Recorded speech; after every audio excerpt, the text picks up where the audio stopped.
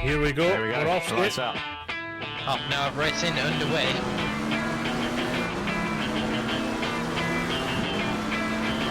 Can't stop addicted to the shindig. Chop top, it says I'm gonna win big. Choose not to like of imitation. Let's get closer to the reservation. The pistol that you pay for. This pump, the feeling that you stay for. In time, I want to be your best friend. Eastside love is living on the west end. Knocked out before you better come to. Don't die, you know the truth is some do. Go ask the dust for any answers. Come back strong with 50 million answers. The world I love, the tears I've dropped to be part of the wave. Can't stop. Ever wonder if it's all for you?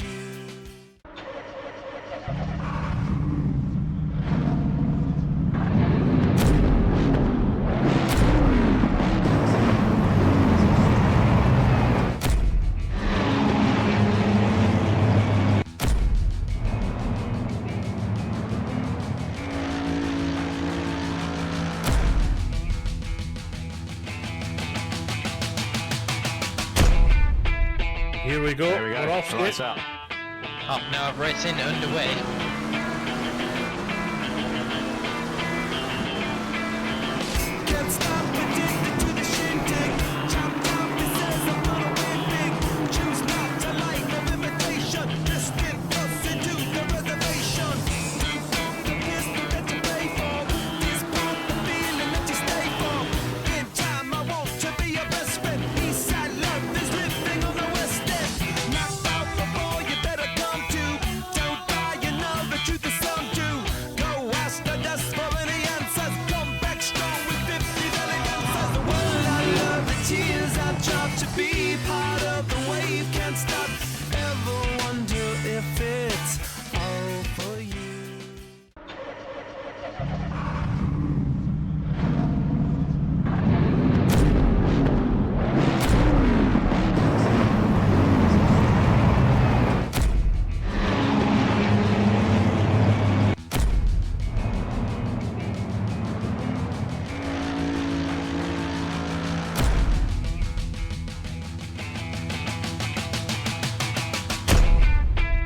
Here we go. There we go. We're off Lights skate. up. Half an hour of racing underway.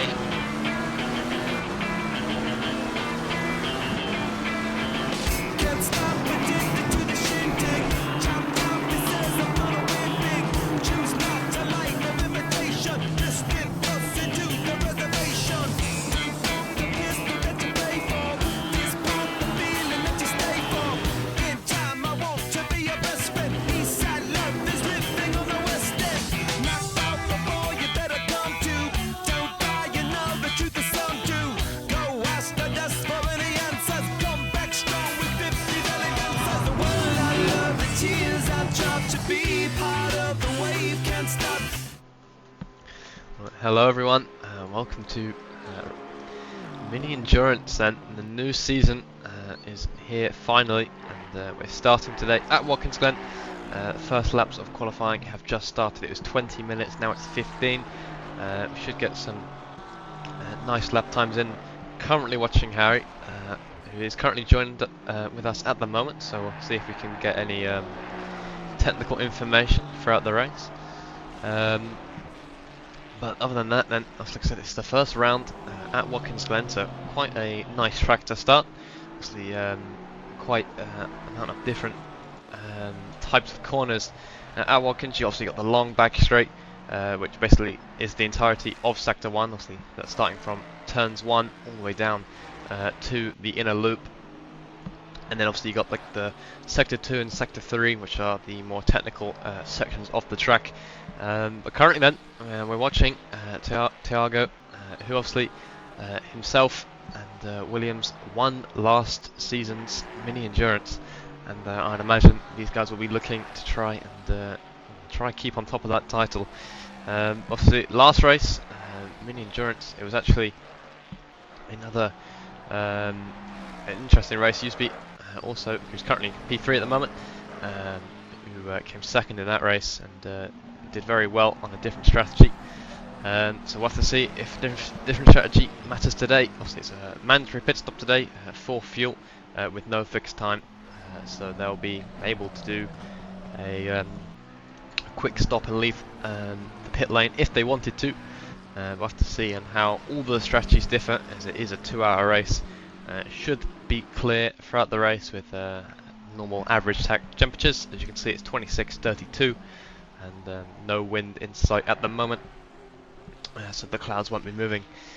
Other than that then, it's currently Donate on in P1 at the moment. He's currently 3/10 off on the lap time, currently a 43.9, and obviously he'll be looking to close that gap all the way down to potentially a 42 if he's got it in him. We'll have to see how we can do that. But Pierre and in the Audi, currently a 43.9 as well, only 10,000ths of a second between these two.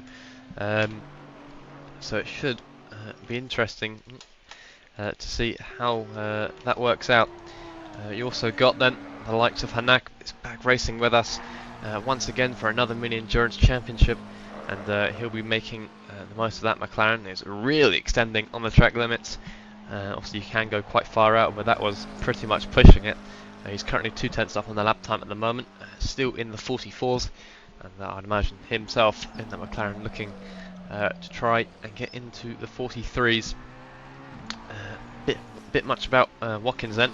It is quite a Ferrari dominated track originally. Sector 2 and 3 are quite suitable to the Ferrari. They just seem to click well together, obviously, whereas Sector 1 then, which obviously is pretty much all determined by turn 1, as the rest of Sector 1 is flat out, will be the Mustang territory, and other cars like the Lexus, BMW and Aston Martin.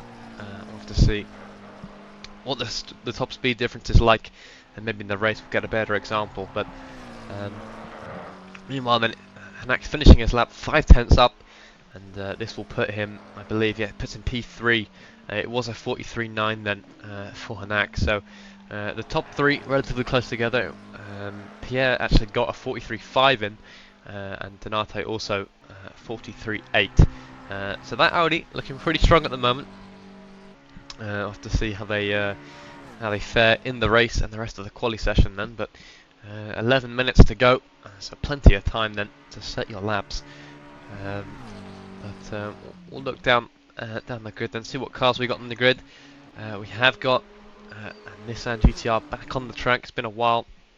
It's been a couple of races even since we've seen one of these, so it's great to see another one back on the track. Otherwise then we got not that, it's the Lambo, who's actually just spun out of turn 1, and that is not really what they would have wanted, but great to see a great rarity of cars at the moment. Also got a Lexus who's currently leaving the pit lane. That's Daniel in the ACM livery Lexus, and another strong championship fight for Daniel, who is looking to try make his way into ACM, and he's doing so right at the moment, and he'll be looking to get another strong result. It should be quite an interesting one in that Lexus. Otherwise then it's quite obviously the main cars. You've got the Ferraris, you've got the Astons and McLarens, and now the Mustangs. Obviously one that we haven't seen is the Audi all too much. Haven't seen the Audi much at the top, but the Audi is at the top at the moment, and Pierre, he's currently 10th up on his lap time, so here now 2/10. He's done a lot of time coming up the hill then, so we'll come towards turn 8 now, and I'd imagine this Audi will be looking for a 42 relatively shortly. It's currently a 43.4, so he did improve last lap as well. Dropped that by a 10th, but he's currently still around a 10th up on the Delta at the moment, and he'll be looking for a great lap time.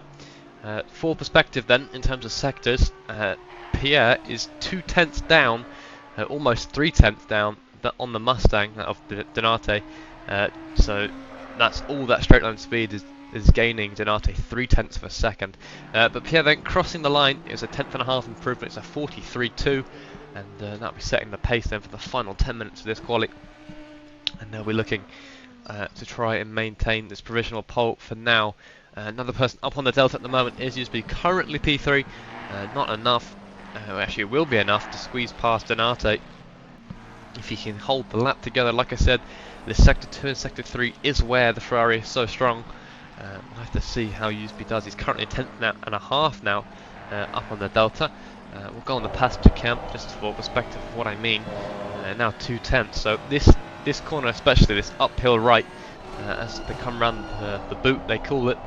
It should be a nice smooth transition up the hill. It wasn't all that much for Usby. He lost half a tenth, but then coming into turns 8 and 9, which is this corner here, and then the hairpin, Usby should pick up more delta if he can hold it nicely. It was a very nice corner, but he lost time on his previous lap, as it's now sitting around a tenth. He needs to find the time. He's got a McLaren just ahead of him at the moment, so McLaren is on our lap, but is the McLaren in the way and interfering with the air? We'll have to find out, but it's currently still 2/10 of a second at the moment for Usby. Coming around the final corner now then, that McLaren is going to affect the air a little bit for Usby cornering speed, but not too much. It's going to be a tenth and a quarter for Usby. It does put in P2 with the best middle sector, and currently 2/10 and a half away from Pierre in P1 at the moment. Donate is not improving. Luke Wilson is joining us back in ACM.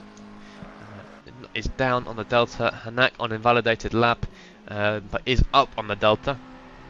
So let's see if he can turn that into a valid lap next time round. Meanwhile then, rejected Maple obviously had a fantastic race at Spa not long ago. Currently 5/10 up on the Delta. Big slide out of the hairpin. It's still 5/10 of a second, so fantastic job to keep the Delta then out of the hairpin. Either way, we're looking at around 5.5 tenths now, dropping to 5 tenths, now 4.5.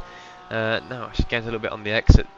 So Maple then looking for another strong quali, puts him up a position, but not too far behind the likes of, well, basically all the way up to P10. P10 and P16 are separated by 6 tenths, so I'm sure that would be relatively easy for Maple to try find that time. You know how strong they are in that Porsche, so we'll have to see how that is for them. But meanwhile then, at the top, Pierre and Usby in the pit lane. Obviously still got a little while, 7 minutes on the clock, so we have got a little bit, massive slide for Maple again, so really trying to find the limit of that Porsche. We'll have to see how that continues, but Julian 3/10 up on the Delta, and coming into the final corner now then, lose a little bit on entry, but it's going to gain on exit. It's going to be almost 4/10 by the line, and that should put them, yeah, it does put almost a 44. It was a 45.1. So Julian's got to find a little bit more time to sneak into the 44s. Meanwhile then, Wilson and Salvatore then currently on Delta's lap time, sorry. They're both now down on Delta actually. The 85 Ferrari, the one we're watching at the moment, invalidated their lap, so they'll be having to go around once again. But I saw Hanak, who was up on the Delta. Obviously, like I said, Sector 1 is just basically the exit of Turn 1. You've got to absolutely perfect that to gain all the time down the straight. He's currently down half a tenth, but it shouldn't be too much if you can find the time in the inner loop. He's around 10th down on the Delta at the moment. Comes around the outer loop then, and he's just losing more time. So it might have to be another lap reset for Hanak unless he can find more time in Sector 2 and 3. We know he has got the pace indeed, so he'll be looking to try and push his McLaren up into the top 3, I'm sure. We'll have to see how they go. I'm also watching the Delta of Luke Wilson, who is currently up on the Delta. I believe, yeah, he's literally just ahead of Hanak on the track. He's coming round into the hairpin then. Maybe a little bit of blocking from the car ahead, but I don't think it was all too much. The car did get out of the way, but he's currently got a 10th and a half on the Delta. This will, actually no, it won't be enough to put him past Donate. I don't think. He's got to find a little bit more time, but it will be very close. If he gets a nice exit here, he could potentially take that P3 away from Donate. Taps the wall. It won't be enough, but it is an improvement for Wilson, and it's a 43.8, and Wilson will have to go again in his final 4 minutes to try and improve that time. Meanwhile, I saw Hanak's Delta flash up by about 2/10. He's currently on that exit then, losing again. So On entry, Hanak seems to be very confident and getting the delta in, but it's just on that exit he seems to lose. He's currently down on the delta, and I imagine he'll be losing all the way to the inner loop. So this is what I was talking about. They got to perfect that turn 1 exit, otherwise they won't be making the most of that lap time. And we know how strong the Mustangs are, so in a race situation, if you mess up turn 1 and you're ahead of a Mustang, it's pretty much game over. Meanwhile then, Hanak is 2/10 down, so not a straight, a confident sector 1 as Hanak actually goes off track then and invalidates that one. We know he was flirting with those track limits a little bit earlier, so he'll have to go again. Obviously 3 minutes 50 left to be setting up and preparing for the final laps of quali for these drivers. But meanwhile then, Daniel in the number 4 McLaren is currently 6/10 up on the delta. This will be a massive improvement for Daniel. We've put him from P15, 7.5 tenths, all the way I believe into the top 9. It's a fantastic lap then, and that's a 44.9 to go with. So great improvement from the McLaren driver, and they'll have to go again to see if they can find a little bit more time. It's currently around 5 tenths of a second separates P9 and P8, so a little bit of time to find for those drivers. But meanwhile then, Pierre obviously still in P1, hasn't gone out, but he has gone out now, so he'll be looking to set his final laps of this session, currently on an out lap, and he'll be looking to try beat his time, or if he can try get the time, but he actually makes a little bit of a mistake, goes into the grass now in the middle of the track on the outer loop with cars coming by, so it's not really ideal, and safely does reverse off the track and we'll get going again. But meanwhile then Wilson just leaving the pit lane then for their final lap, and I imagine usually still in the pit lane. He has to go out quite soon. Obviously an out lap will be longer than a normal lap, so I'd like to imagine, unless usually he's deciding not to if he can't improve, but he's currently P2, so at the moment, and he's, like I said, he's still got that best sector 2, so I wonder to see if he can get more time at the moment. But looking at the gaps then, Donate not on a massive improvement. As actually Donate is going to come around to finish that lap. It's pretty much equal with the delta, so it'll be a final lap for Donate then. This will be Donate's final lap, a little bit of a wall tap there as well. You can't be doing that too often, otherwise he will be getting damaged. But I think Donate's giving up. He is. Donate is deciding that is enough. He isn't going to do another lap. He either hasn't got the fuel or he doesn't think he's got the time. Either way, that's the end of quali for both USB and Donate. They won't be setting their laps. We'll have to keep an eye on Pierre at the moment, who's still on the out lap, and Wilson as well. But we'll go on board then with Pierre. Can he improve? We'll have to see. Obviously 43.2, he's currently 2.5 tenths ahead of the rest, and obviously USB won't be improving, so it's all up to Wilson and potentially Salvatore in P5 at the moment to try to take that away, but it's a big gap to close for the number 85 driver. But either way, Pierre then still equal with the delta. He hasn't made a massive improvement in sector 1. Still very equal in the inner loop, loses a little bit of time on the exit of that curb, maybe a little bit too much curb. Either way, out of loop he comes, still losing a little bit of time on the outer loop, but still relatively equal with the delta, you could say, and comes in towards the boot of the track, currently half a tenth down then, and a big crash ahead of him. That's the BMW. He'll have to get out of the way. I think he does.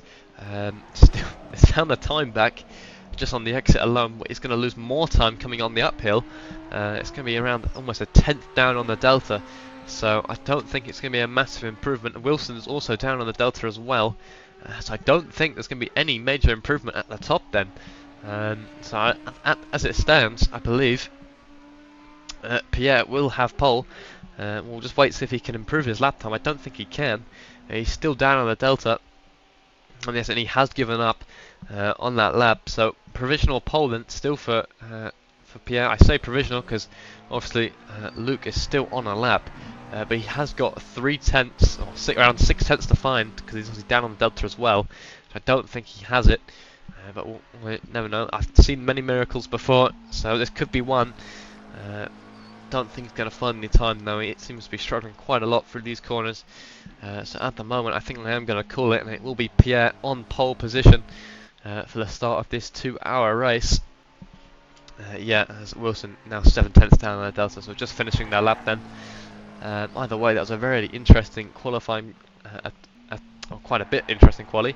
Harry, you've qualified P10, so relatively in the middle of the field. How are you feeling? Well, pretty shocked to be honest. I mean, a 43.2 is a very fast lap time. I mean, I thought I was fast, but yeah, 1.7 seconds to get in. That's crazy. But P10's good. I've got people around me that I've raced with before, so I feel confident I could have a good start. It is just like I said, all about that start, really. Yeah, absolutely. We'll have to see how the drivers get on. Obviously, it might be quite a manic start with everyone trying to field positions into turn 1, but hopefully nothing major occurs, but we'll have to see. We'll go for a quick break then, and then we'll rejoin once we get to the formation lap gets underway. So we'll do that now.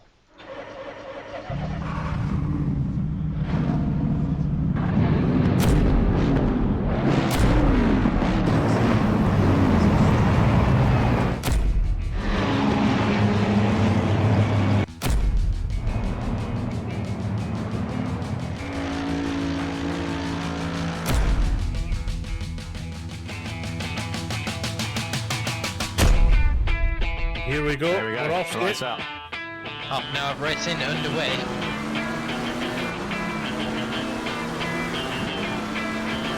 Can't stop addicted to the shindig. Chop chop, it says I'm gonna win big. Choose not to like no imitation. Distant us into the reservation. The pistol that you pay for. This part the feeling that you stay for. In time I want to be your best friend. Eastside love is living on the west end. Knocked out before you better come to. Don't die, you know the truth is some do. Go ask the dust for any answers. Come back strong with 50 million answers. The world I love, the tears I've dropped to be part of the wave can't stop. Ever wonder if it's all for you?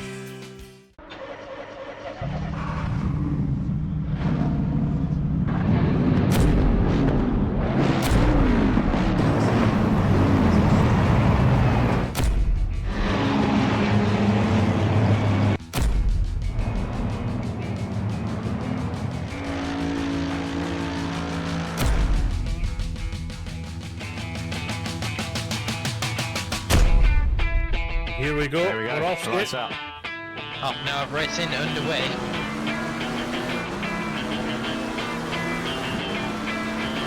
Can't stop addicted to the shindig. Chop chop, it says I'm gonna win big. Choose not to like no imitation. Distant us into the reservation. The pistol that you pay for. This part the feeling that you stay for. In time I want to be your best friend. Eastside love is living on the west end. Knocked out before you better come to. Don't die, you know the truth is some do. Go ask the dust for any answers. Come back strong with 50 million answers. The world I love, the tears I've dropped to be part of the wave can't stop.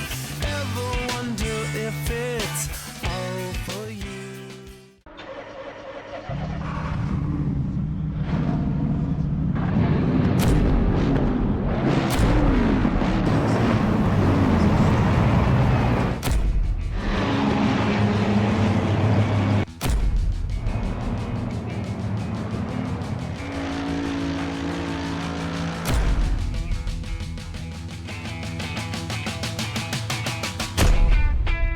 Here we go. We're off skate. Half an hour of racing underway.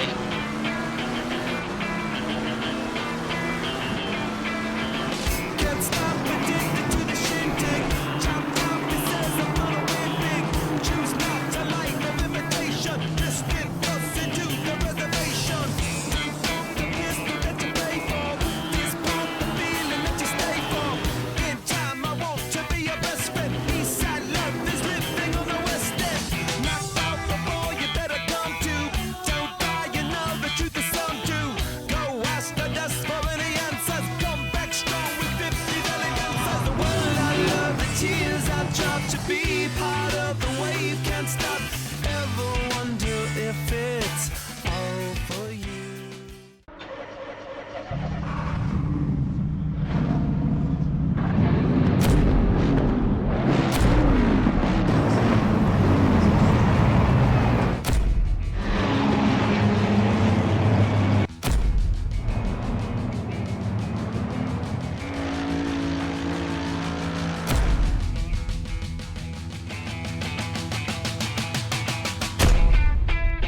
Here we go. We're off skid. Half an hour of racing underway.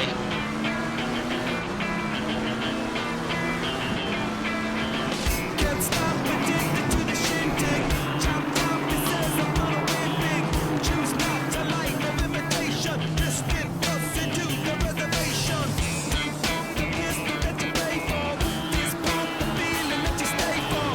In time, I want to be your best friend. Eastside love is living on the west end. Knock out the ball, you better come to. Don't die, you know the truth is some do. Go ask the dust for any answers. Come back strong with 50 belly dancers. The world I love, the tears I drop to be part of the wave. Can't stop. Ever wonder if it's all for you?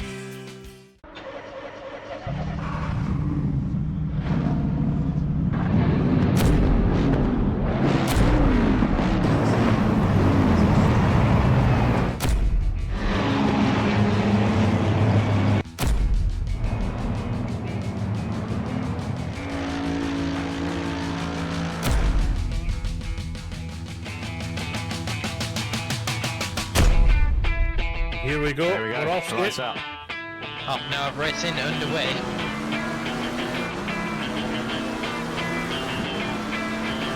Can't stop addicted to the shindig. Chop top, it says I'm gonna win big.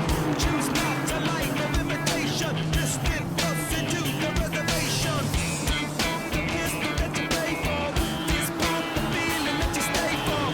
In time, I want to be your best friend. Eastside love is living on the west end. Knock out the ball, you better come to. Don't die, you know the truth is. Robin, be quiet. Welcome back then, everyone. We are here for the formation lap. A little bit of a late one, but it was quite a long one indeed. They're just getting into their boxes now, and you can see he's been doing some aggressive tyre warming. Obviously, the track temperature is relatively average, so they shouldn't be needing that all too much. But either way, then we'll try and find the best camera angle to see them off. I'd imagine, hopefully, we can get a checkered flag view, but we'll see how that goes. But obviously, very strong lap from Pierre in qualifying, Yusvi and Luke following, and then Donate in P4. I think that's probably one of the lowest positions he's ever qualified. But either way, we are getting underway. It's probably the best view we're going to get. As they come towards the line, you can see the line. It is the darker strip on your screen, and once they cross that, or just before that even, as they go green now, you can see Hanak getting a great start. It's the Audi just ahead, and actually that's Luke up the inside of Yusvi into turn 1 they go.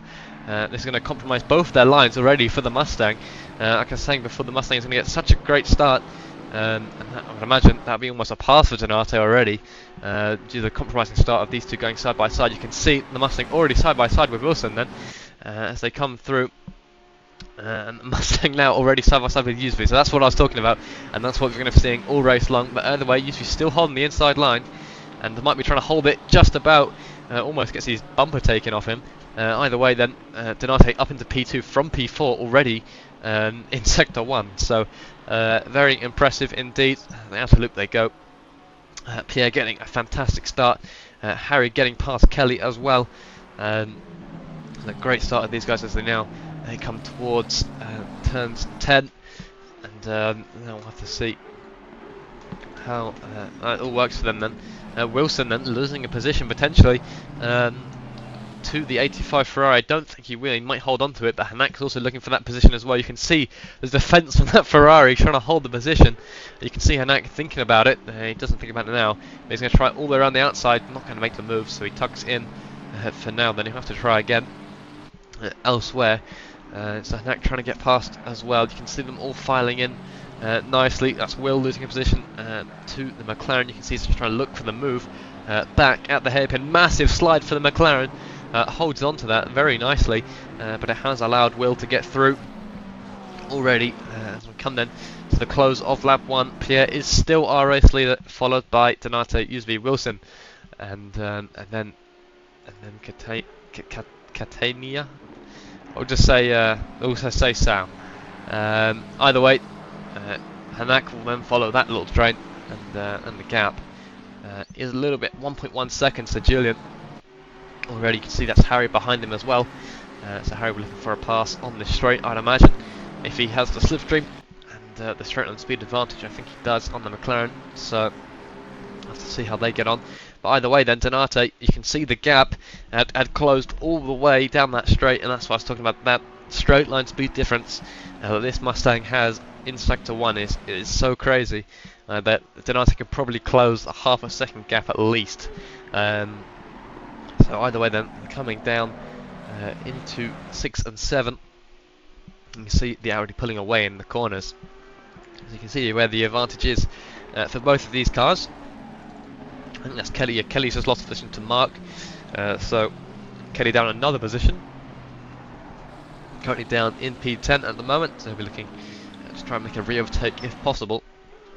Julian lost control of his car on the exit of the second chicane, and it caused, I think, Kelly to lose a position as he went around the outside. Unfortunate to hear then. So Julian's still got his indicator on, so someone needs to tell him to turn it off.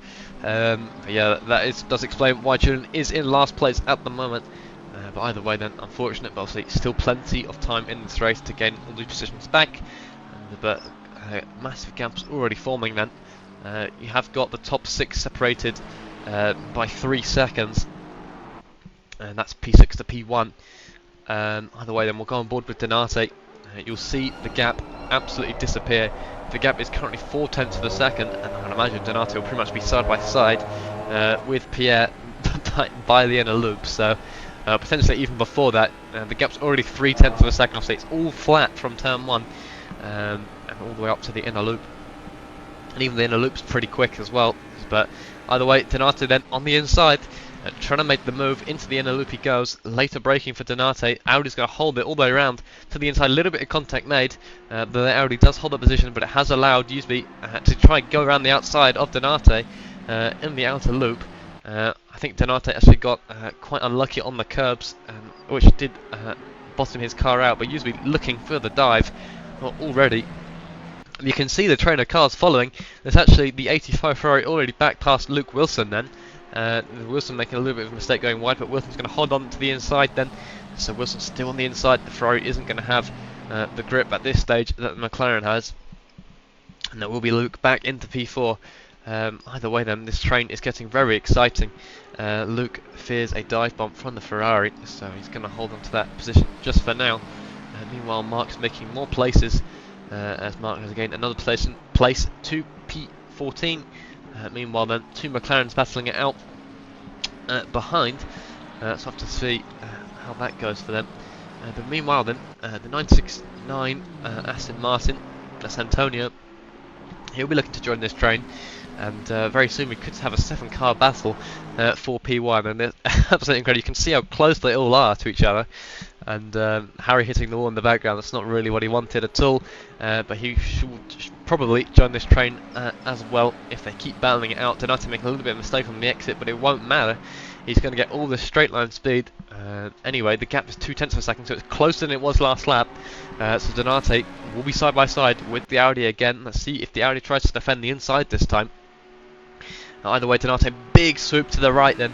They go side by side towards the inner loop. And I imagine this Audi's going to try hold on again this time. The Audi's braking later, and much better exit for the Audi, but the Audi makes a mistake on the inner loop, and it's actually allowed Donate through into P1 then. That's Pierre side by side with Usby, so that one mistake going wide is going to cost him multiple positions as well. That's Wilson through, and potentially even Sal as well. They're literally going side by side, massive contact. That's the Audi and Usby making contact, and that's the Audi spun round, and further contact with the Aston behind as well. So lots of position changes either way then. Luke Wilson trying to get past Usby then, just from all this. So they're pretty much going side by side in 2x2s formation down into turn 7. So not really what they wanted. Obviously a little bit of contact has eventually and unfortunately resulted in Pierre losing that position and spinning.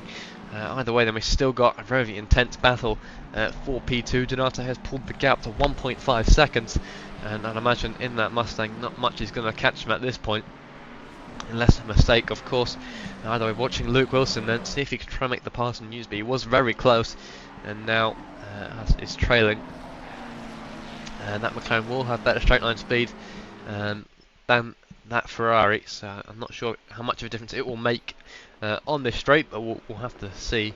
You can see Hanak actually dropping a little bit of pace, and maybe just holding off just for now. And we'll have to see how he gets on.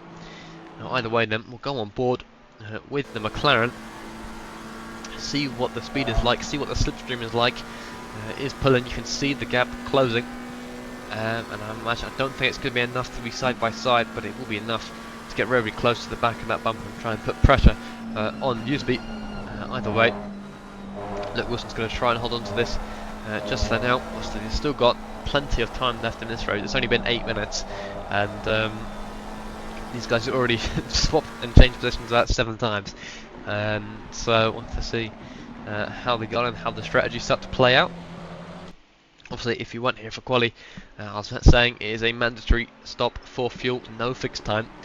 So we'll have to see how they get on. That was the Ferrari of Sal trying to get past on Wilson. Don't think he had enough speed to try it yet.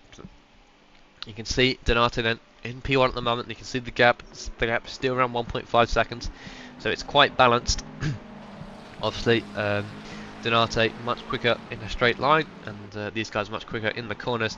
Either way, then Wilson under pressure from Sal in the Ferrari. So maybe Sal trying to get past into Hanek, also closing the gap again. Obviously, if Wilson and Sal keep battling, it's going to allow Usby to try and pull away and catch Donate.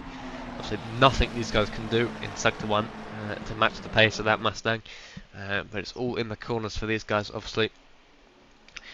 In a Ferrari-McLaren checkerboard pattern, it's Ferrari, McLaren, and I imagine these guys will try and make the most of their cornering abilities and try and see if they can catch Donate that way.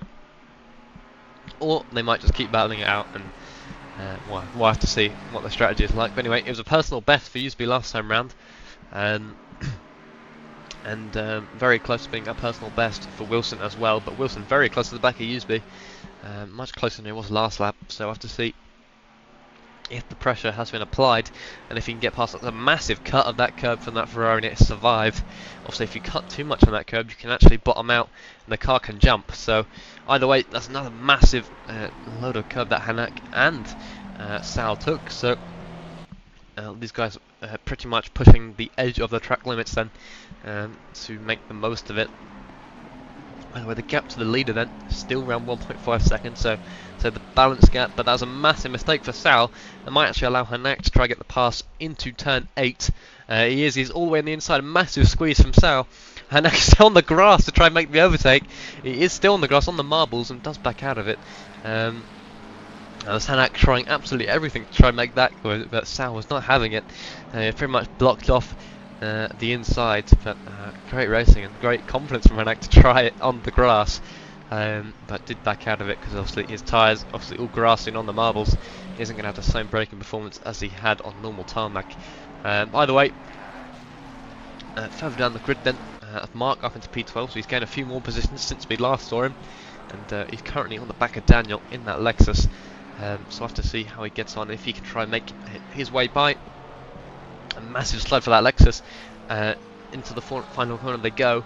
I don't think it's going to be enough. The Lexus, obviously, a bit like the Mustang, it's just going to pull away on the straight line. But either way, the cornering is not as good as that Ferrari, but Mark not getting the best of that.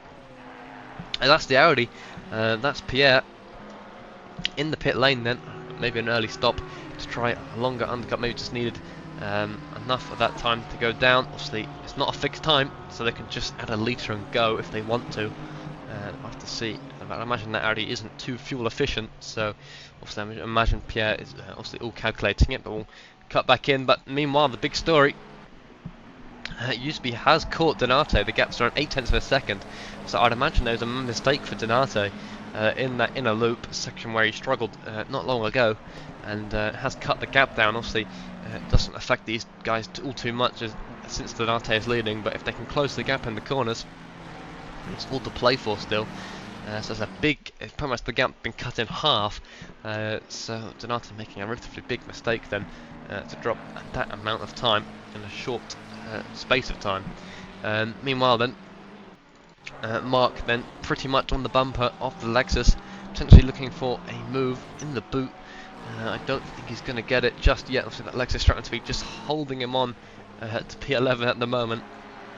Mark's doing a great job of applying the pressure though at the moment, and just seeing if he can try sneak his Ferrari away, but I think he is. He's going to try on the outside then, towards the hairpin they go. Mark getting through already. I think that Alexis probably backed out of that one. It looked too fast for that to happen, but either way, Mark has improved his position to P11 then.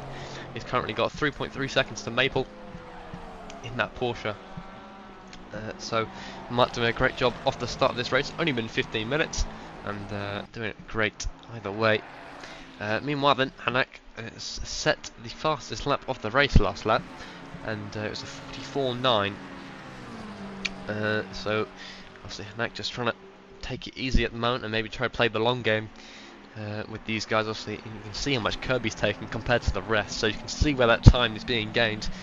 So we're just trying to play it easy for now, but meanwhile the gap at the top has extended to 1.1 seconds, so Donate holding on at the moment. By the way, lots of personal bests up and down the grid. There's a personal best for Kelly, Mark, as expected, and some BMWs and Audis further down the grid, but you can see Hanak trying to make the move again on Sal. And I'd imagine he would want to, because if Sal's holding up his lap time, then Hanak's going to be the one paying for it. So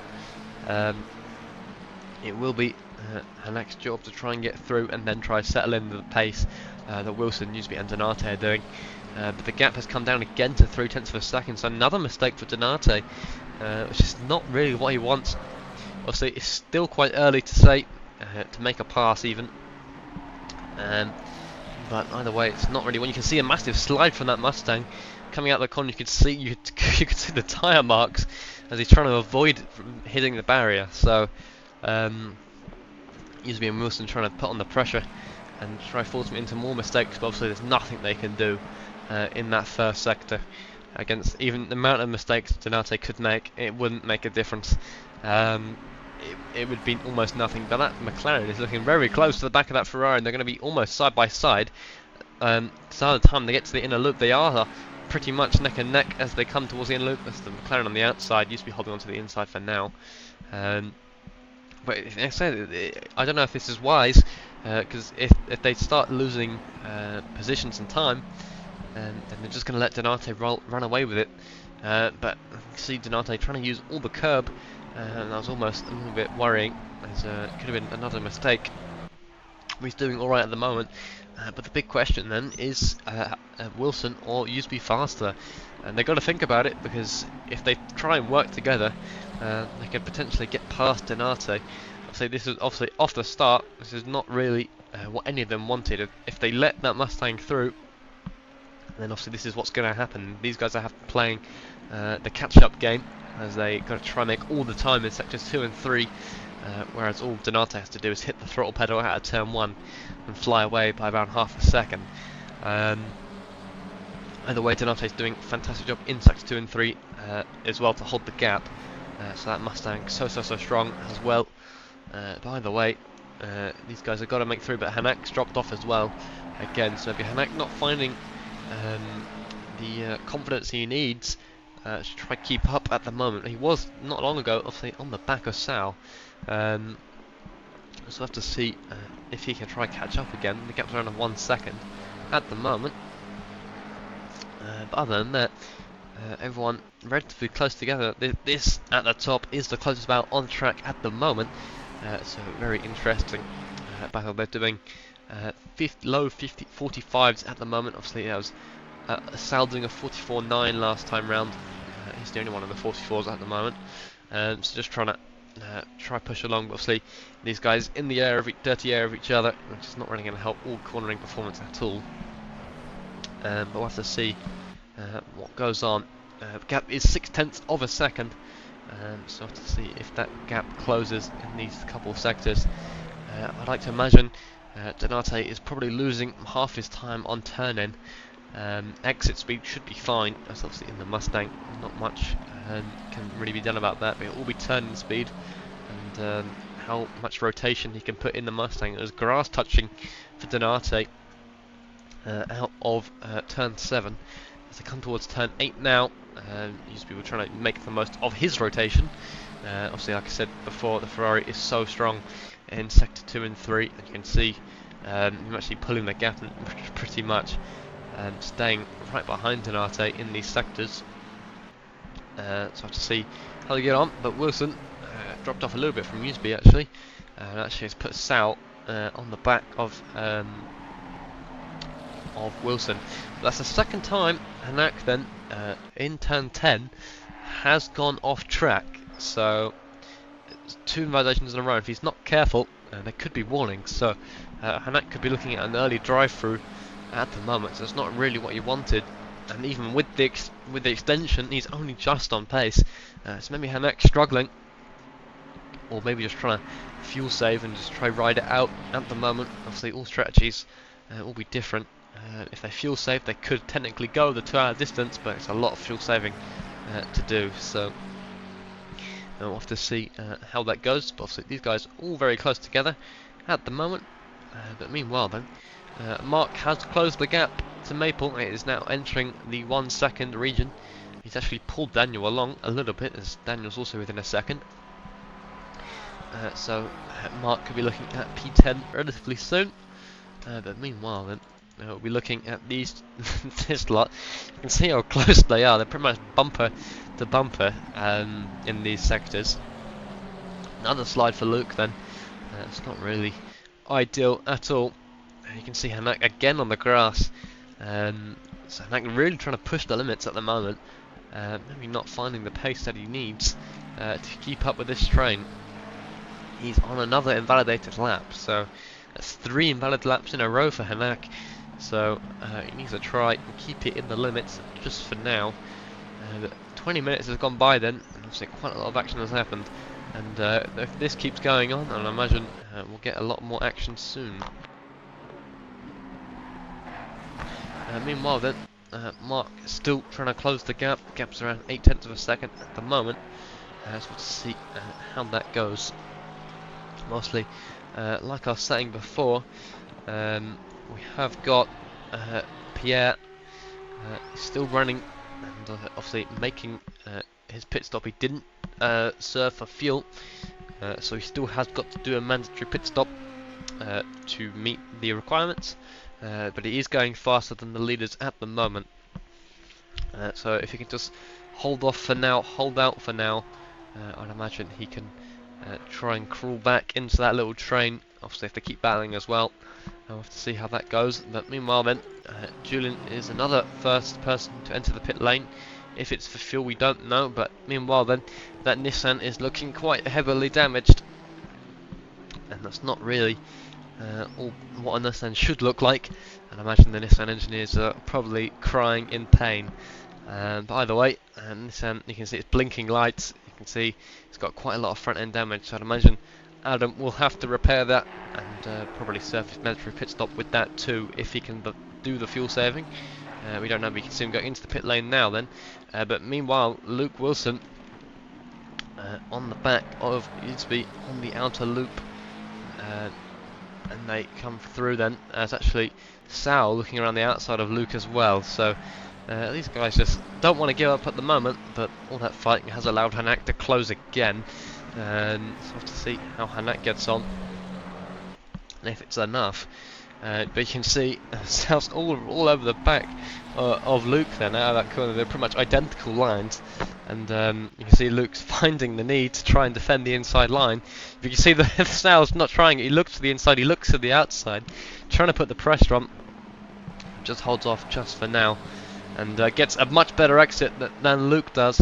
And maybe putting that pressure has worked. They're going to be side by side up the S's, and coming through, still side by side, but they've got to be careful because Hanak's going to get a great slipstream out of this as well.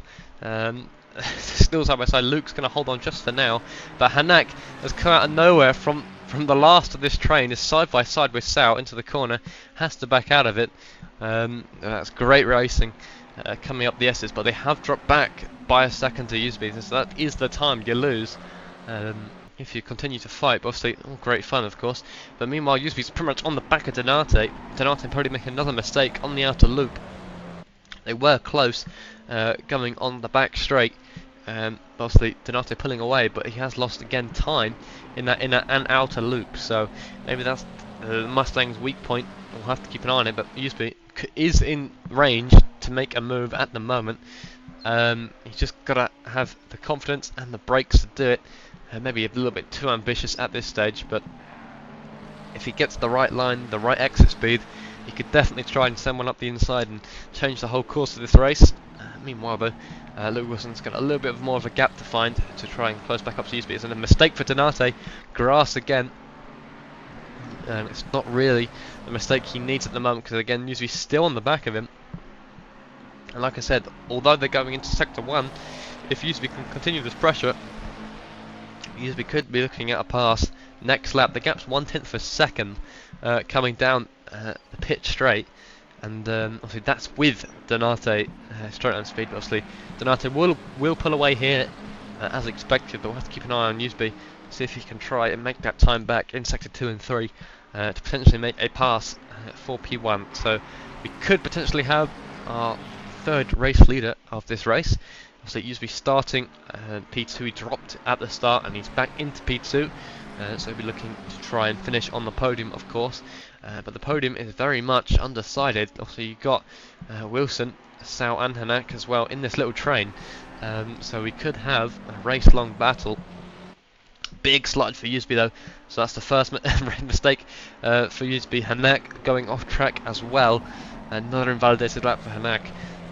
So that slide just cost Usby the gap he had to Donate, and that's going to be so frustrating because all that time and laps he spent trying to close that gap, it's pretty much gone. As soon as you put a couple more millimeters of throttle down, it's all gone. But either way, he has got plenty of time to do it. He's got an hour and 35 minutes to try and continue this battle. Meanwhile then, I think Maple and Mark have had a little crash. We'll go on replay to see if we can catch it. Yeah, that's Maple catching the inside quarter of Mark Mass and send them both round. Luckily Maple did wait for Mark. It's a great sportsmanship there, but that does allow Harry and Daniel through them. Harry in P8 at the moment is currently being trailed by Daniel. Just to see how that works, but I believe Sal's now back on Wilson, so these two could be having another great battle as they come up on the back straight. So Hanak a little bit off at the moment. He's got a little bit more to find in terms of pace, but we're going to watch Sal's onboard then. What gap can he pull on this back straight? Is that McLaren going to be faster in a straight line? Let's find out. Sal holding the gap pretty nicely at the moment, but you can see that car ahead of Donate. That's a blue flag car, so they might be losing time here when they're passing traffic. So we'll have to see how that works out. So it could be in Usby's favour if he holds on for now. There's a great exit for Sal then on the bumper of Luke Wilson. He had to lift. Watching Donate then. Donate flashing, he's trying to get past as quickly as possible. The blue flag driver does cede the position, and you can see the train following through, but did that cost Donate? And we'll have to find out. Hanak trying to get through as well. I think it did cost him a couple of tenths, as Usby even pretty much closing, and that actually allowed Hanak as well on the back of Sal. So all the while, thank you Mr. Blue Flag for giving us excellent racing, as it has closed the gap even more. We'll have to see how that all plays out. Meanwhile then, that's Pierre, obviously had a little spin earlier on with contact made, and now on the back of the Lamborghini trying to make a pass and try and make his way back up the order. We'll have to see if he can do that. He's side by side with the Lambo then down the straight. I would imagine Pierre will make a very simple pass into turn 1. Yeah, the Lambo does get out of the way. Meanwhile then, these lot coming down the pit straight as well, so if they keep it up they might even be lapping Pierre, but I think Pierre is going faster than these guys at the moment, so I'll have to see how that works. That's a great exit for Sal compared to Wilson, and we could see another move being made coming on the inner loop. You can see this literally 10th of a second, it's going to be less than 10th of a second. You can all Sal can see is that rear wing of that McLaren. You can see Wilson trying to defend. Sal looks to the right, looks back to the left, and South can't find his way through on the outside, has to wait again. It's a massive snap from that McLaren from Luke, so he's got to try and hold on to it as much as possible. So that's the second big snap for Wilson. So we'll have to see if he can keep control of the McLaren, but that little look from Sal has cost him more time to Hanak, so we'll have to see if Lucas can try and make his way through as well. I like to imagine he most probably could, but we'll have to see how that plays out, of course. Either way, we'll see these guys closing the gap, and at the moment, obviously Hanak on another invalidated lap along with Sal, so these guys are really pushing the limit. Obviously they've got to be careful if they get warnings, and they could be seeing quite an early drive-through. There's a mistake from Hanak then. I don't know what happened there. It looked like a bit of lack of concentration. He just forgot to turn in as he ended up going off the track and almost into the barrier. So maybe a little bit lack of concentration for Hanak at the moment. So he needs to find a little bit more. Either way then, you can see how, to be fair, I'm impressed that these guys are all together in this little train for 30 minutes of this race. So they're doing an absolutely excellent job of not going off there as well. But used to be very close to the back of Donate, so maybe he's trying to make a pass this lap. But someone that is trying to make a pass again is Sal. Sal's on the back of Luke, and will be looking to try and make a pass at the moment. He isn't as close as he was last time, but look how close they all are at the top. Donate didn't get the speed he normally gets, and that's actually allowed, which meant Usby has slowed down out of that corner exit, and it did allow Wilson pretty much all the time, but it's another blue flag for these guys to clear at the moment, and this time they does not see the position in the turn 6 as they come towards turn 7, and the Lamborghini is trying to get out of the way as much as possible. Donate then through, Usby making contact with the back of Donate,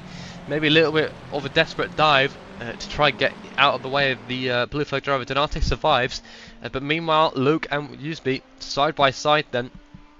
A little bit of contact made. They come towards turn 8 now. Hanak trying to make a move on Sal at the same time. Usby going to try hold the inside. Wilson on the outside. They come towards the hairpin then. Massive slide from the McLaren, but Luke's going to hold the inside to this corner. And it's going to be Usby all the way around the outside. Can he hold it? I don't think he can. Usby has to tuck in. And Sal also holding on position to Hanak as well. You can see the Lamborghini in the background spinning as well. So what could be thought as desperate from Usby to try and clear the Lamborghini before the corner has cost him a position.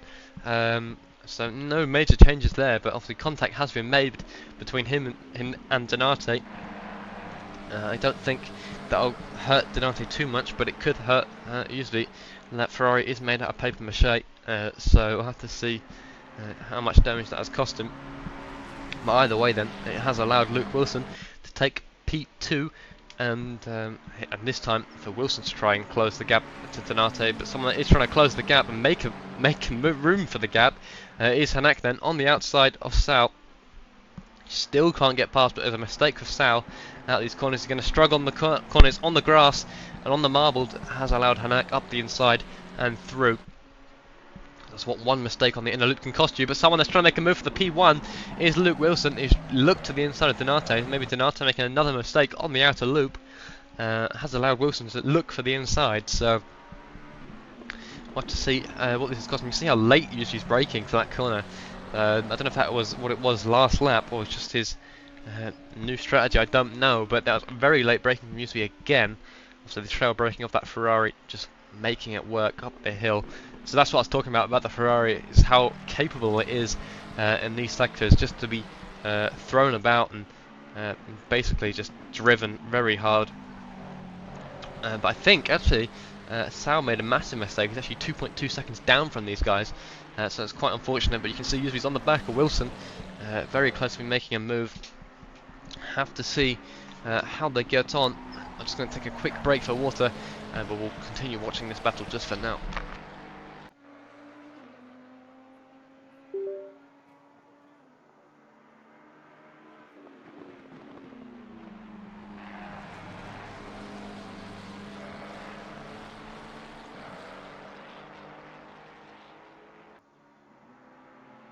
Alright, jumping back then. As Wilson seems to be on the back of Donate. Donate doesn't seem to be getting the advantage he had in qualifying and at the start of this race anymore. It seems like Wilson's holding on pretty well, so obviously running much lower wing than you normally would in a McLaren, which would explain him sliding a lot in these sectors. Obviously, like I explained before, actually Donate's lost so much time in that corner, so now I can see why Wilson was looking for the move last lap, and he's going to try all the way around the outside this time. Nothing made, but almost contact being made there between Donate and Wilson. So for P1, we've turned a 7-car battle all the way down to 3 at the moment. So we'll have to see who survives at the end of this race. Obviously, only been 30 minutes, so plenty of action already. But meanwhile, I think that's Maple side by side with Mark. Then towards the inner loop they go, and I believe that's Mark trying to make the pass, or Maple trying to make the pass back even on Mark, because I saw Mark did get through originally. And that is, yes, Mark through. Then 4P11, so Mark has a little bit more time to catch back up to Daniel. Obviously Maple and Mark making contact not long ago, so Maple making another mistake there, so we'll have to see if that they can close that gap once again. Meanwhile then, Luke Wilson on the back of Donate, coming towards the pit straight. As you can see, Wilson actually trying to make a move potentially into turn 1.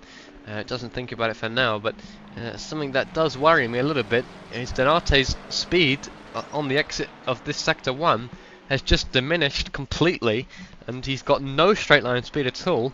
I wouldn't imagine that would have been from the damage or the contact he had with Usby, but if it is, that's devastating, because it's pretty much per equal pace. You can see Usby trying to make a pass on Wilson, and Wilson trying to make a pass on Donate. We're going to literally have a 3-way fight for P1, literally, as Usby cuts a little bit more of that curb than the others.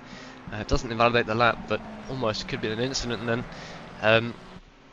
But yeah, something has happened to Donate, which has meant his wing either is damaged or broken, which could cost him quite a bit in the straight line speed, because if he's now on equal terms with these guys, he's actually at a disadvantage for the corners, because obviously the McLaren and Ferrari are much quicker, but someone that is much quicker at the moment is Sal. He has closed the gap again, so we now have a 4-way car fight for P1, but this has changed the aspect of this race completely different, because Donate, if he has got damage, he's got to fix that wing, otherwise he's got no advantage in this race at all. Obviously the Mustang will be much harder to rotate than these cars, and you can just see how much more confident Wilson looks. I think he's realised that what that has cost Donate, so we'll have to see. I didn't think the Mustang would have taken, if he has got damage, taken that much damage from it. I know the Mustang is quite a bit of a tank, but we'll have to see if that was the case after the race. But if not, it'll have to be some other issue, because he's just losing more and more time. You can see the exit again. Donate is not gaining any time, and Wilson will go on board in the passenger cam. You can see Donate isn't pulling all that much away from Wilson. It's obviously a little bit, but that's expected. But it's not that much like it was. It should be around 2 or 3 tenths of a second, but Wilson's holding on at a tenth of a second at the moment. But Usby and Sal then side by side, contact made before the inner loop. Usby later turning, does get the car rotated and holds on the position for now. So Usby under pressure from Sal then, and the Aston, the 969, still trailing by 12 seconds. And Hanak, maybe contact was made between Sal and Hanak. So I forgot about Hanak, to be honest with you. He's also quite a fair bit behind, so maybe contact happening there. So Hanak also got to catch as well. You can see him in the background there, another big curb for Hanak, so he's got to try and catch up again. Obviously plenty of time to do so, 1 hour 20 left in this race. I'll imagine most of these guys will be making their stops around the 1 hour mark, but we'll have to see. Obviously it might differ for some people doing undercuts or overcuts, obviously overcut being more powerful in this game, but we'll have to see how that all plans out. But meanwhile then, this train is getting more and more exciting every lap. Obviously we know Donate has got issues of some kind, either damage or just something, which has put him on level pegging with the rest of the guys then. But Sal's trying to overtake Usby and Wilson's trying to overtake Donate, so there's plenty of action, and obviously all of them trying to overtake Donate for P1. But just look at this turn 1, how much Wilson gains. He's pretty much going to be side by side with Donate. Thinks about it. Donate actually got a really bad line. Actually, you could see Mustang jump up and down. That means he's caught the curb on the inside, which isn't going to help his straight on speed at all. But Sal on the back of Usby, Wilson on the back of Donate. But these two side by side then. Once again, Usby holds the inside, going to later turn it and just hold the position just for now. So Sal, like he was trying on Hanak, has got to try and find a different way to get past Usby. It's Ferrari on this one. So it'd be quite equal fight, I'd imagine, in terms of cars. But you can see Wilson trying to still look for a move on Donate. So they're pretty much bumper to tail on these guys. There's 5 tenths between P4 to P1. If that shows you an aspect, but he used to be going all the way around the outside. It's going to cost him the potential position to Sal. I don't think it will. No, he holds on just for now. So that's obviously the cost of going wide. There was a 5-second time penalty applied to Sal. I would imagine that was for the contact we saw earlier. So to see how that affects his end result, he's obviously got to serve that in the pit lane. But meanwhile, Luke Wilson's still trying to make a move on Donate. It's just trying to find and pick the right moment to try and get past and just try and make the most of it. But someone that is trying to make the most of it at the moment is Sal. Sal is still trying to look for every opportunity he can try and get past Usby. He's got to try and find the weakness in that Ferrari and just try and get past as best as he can. It was a fantastic exit for Sal. You see pushing all the way down to the inside. They're literally touching as another contact. So Sal on the inside then of Usby. Into turn 1 they go. Further contact being made. Pushes Usby wide. Massive slide for Usby. Holds onto it. Very well held from Usby. But it has allowed Sal into P3 then.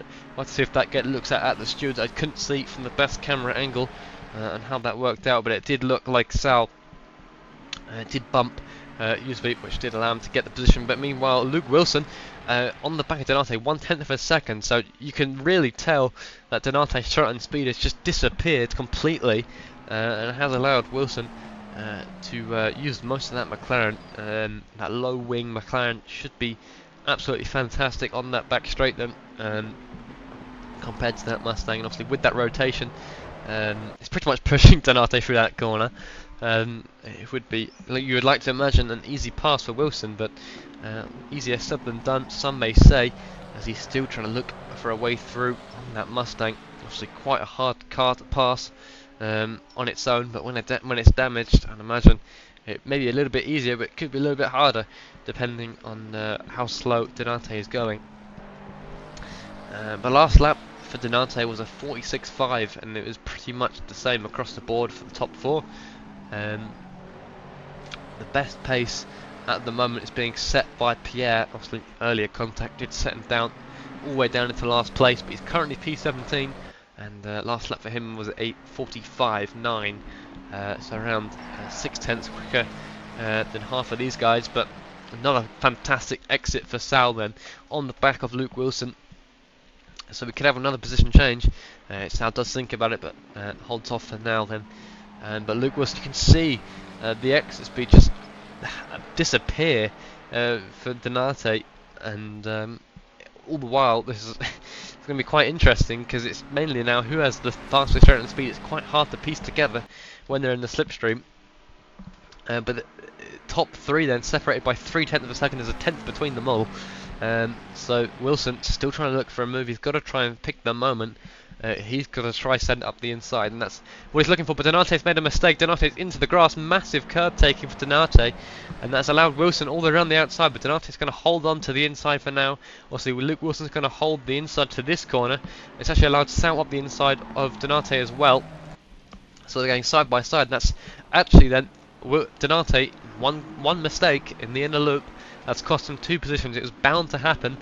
So if he has got damage, it was going to cost him, and obviously he was making mistakes there in the inside and outer loop before. But it is new race leader then, Luke Wilson, followed by Sal, and then Donate, and then Usby. So we'll have to see how this changes things, and if Luke Wilson can try pull away. We'll have to see and who has got the better pace. And in this clean air is now changing, but obviously Denate was our previous race leader. Obviously previously it was Pierre, so we'll have to see how this really changes things, and if gaps can be made. But I think a gap is being made because usually he's catching Denate. But this could be another interesting battle for P1 then. Is Sal in the Ferrari versus the McLaren of Luke Wilson. So Luke then, in a matter of just playing it safe, trying to look for position, has made it up then to P1. Still fantastic pace from Luke then, and pressure to be able to be in that position. And we'll have to see how they get on for now. But meanwhile then, we'll have to see how this battle, obviously not as close as it was just a minute ago, but we'll have to see if this unfolds a little bit more. But meanwhile then, Will has caught up to Mark, who has caught up to Maple. So Maple's passed Will once again. So to see how that plays out. But I think Usby is actually side by side with Denate. Sorry to cut, but Denate, maybe another mistake on the inside and outer loop, has allowed Usby to be side by side with Denate. Denate's going to push him all the way to the outside. Doesn't get the overlap he needed, does Usby, but Usby has to try elsewhere. So Usby is now losing time behind Denate. So this is what I had imagined would have cost Denate. Denate, I would imagine, has some sort of damage, which is massively affecting the Mustang. Because the top two have already pulled a 2-second gap, so we'll have to see. Well, I'll have to speak to Denate after the race and see what's happened. But either way, then Wilson and Sal pulling away at the moment, but Usby side by side with Denate. Round the hairpin they go. Denate on the inside, Usby on the outside. But Usby still holding the outside. They're going to be literally neck and neck then, coming towards turns 10 and then 11. Usby around the outside does make the position. I think Denate let him go. I don't think he wants to fight that all too much. Maybe he realises he's lacking the pace. It's actually offline there, that is Denate. So not a fantastic first 45 minutes for Denate then. He's gone from P1 down to P4 in a couple of laps. But either way then, a battle for P1 gets ever more exciting as new race leader Luke Wilson tries to defend from Sal, and the gap is 1/10 of a second. The Ferrari is going to get the slipstream, and on all that straight line speed, Luke does defend the inside, but still Sal's looking for it, switches to the outside, and who's going to be the late breaker? It is going to be Luke, and he's going to hold on to the position just for now. But lastly, that Sal is still in the back of that McLaren, so Luke has got to be feeling the pressure this time. As either way, then Luke's going to try holding to this. But either way, these guys are going to try and pull away from Usby and Denate then. But I think Denate does have an issue. He's currently 2 seconds down from Usby, and he's actually losing time to the Aston behind. So not really what you wanted at this stage of the race. But either way, these two still side by side then. The Ferrari potentially looking to the outside. Luke just defend the inside, but don't think he'll need to. I think that Ferrari wasn't really going for the move.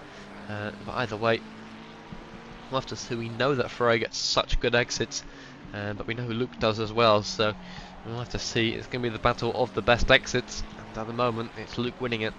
But you can see Usby in the background then. We'll have to see if Usby can try and close the gap. We'll have to keep an eye on the lap times, but at the moment we'll have to keep an eye on who's sending one up the inside. But at the moment, very equal at the top.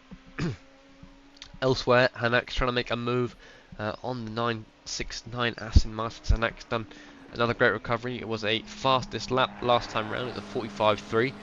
These guys are doing 45.9. As you can see, Sal not getting the best turn 1, which is going to compromise, obviously, this entire sector 1 really.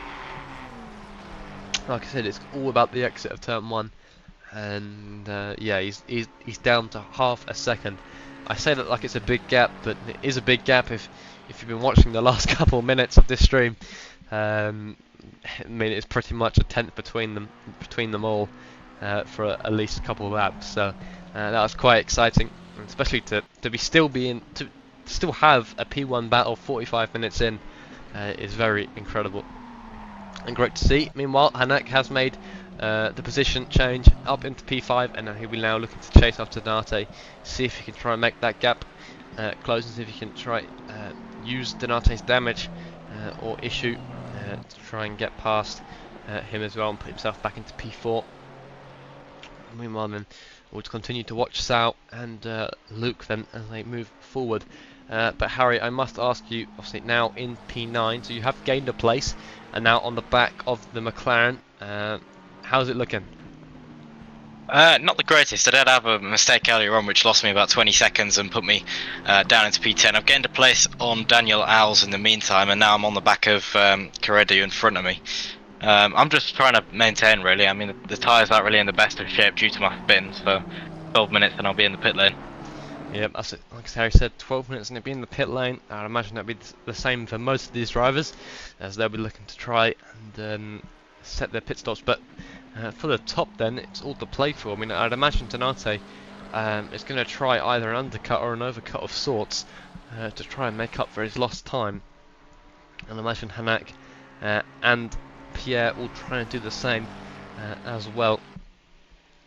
Pierre hasn't gained too many positions since we last checked in with him. He's still currently chasing the gap to P16. The gap's around 5 seconds at the moment.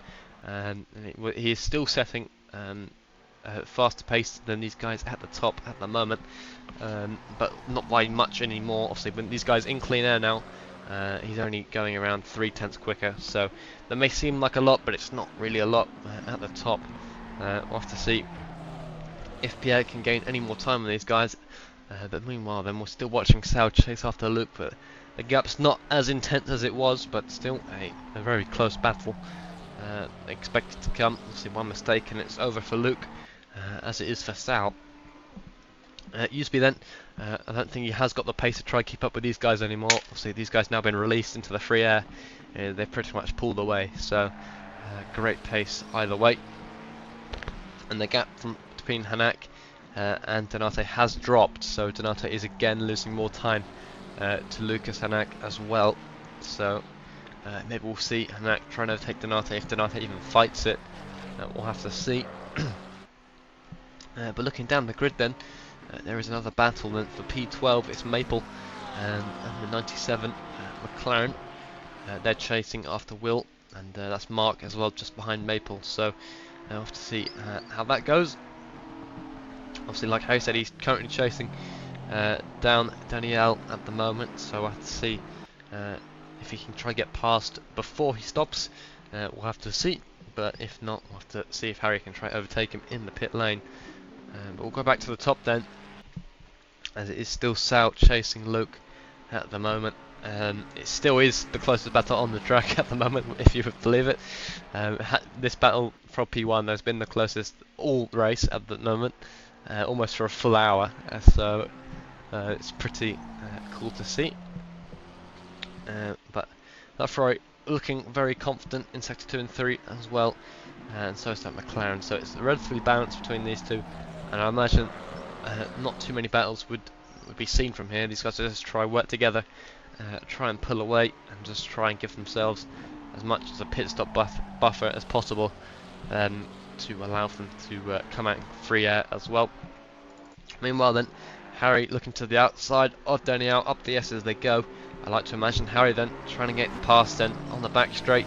See the McLaren defending, a little bit of a bump draft from Harry, and is going to allow that McLaren to pull away on the straight.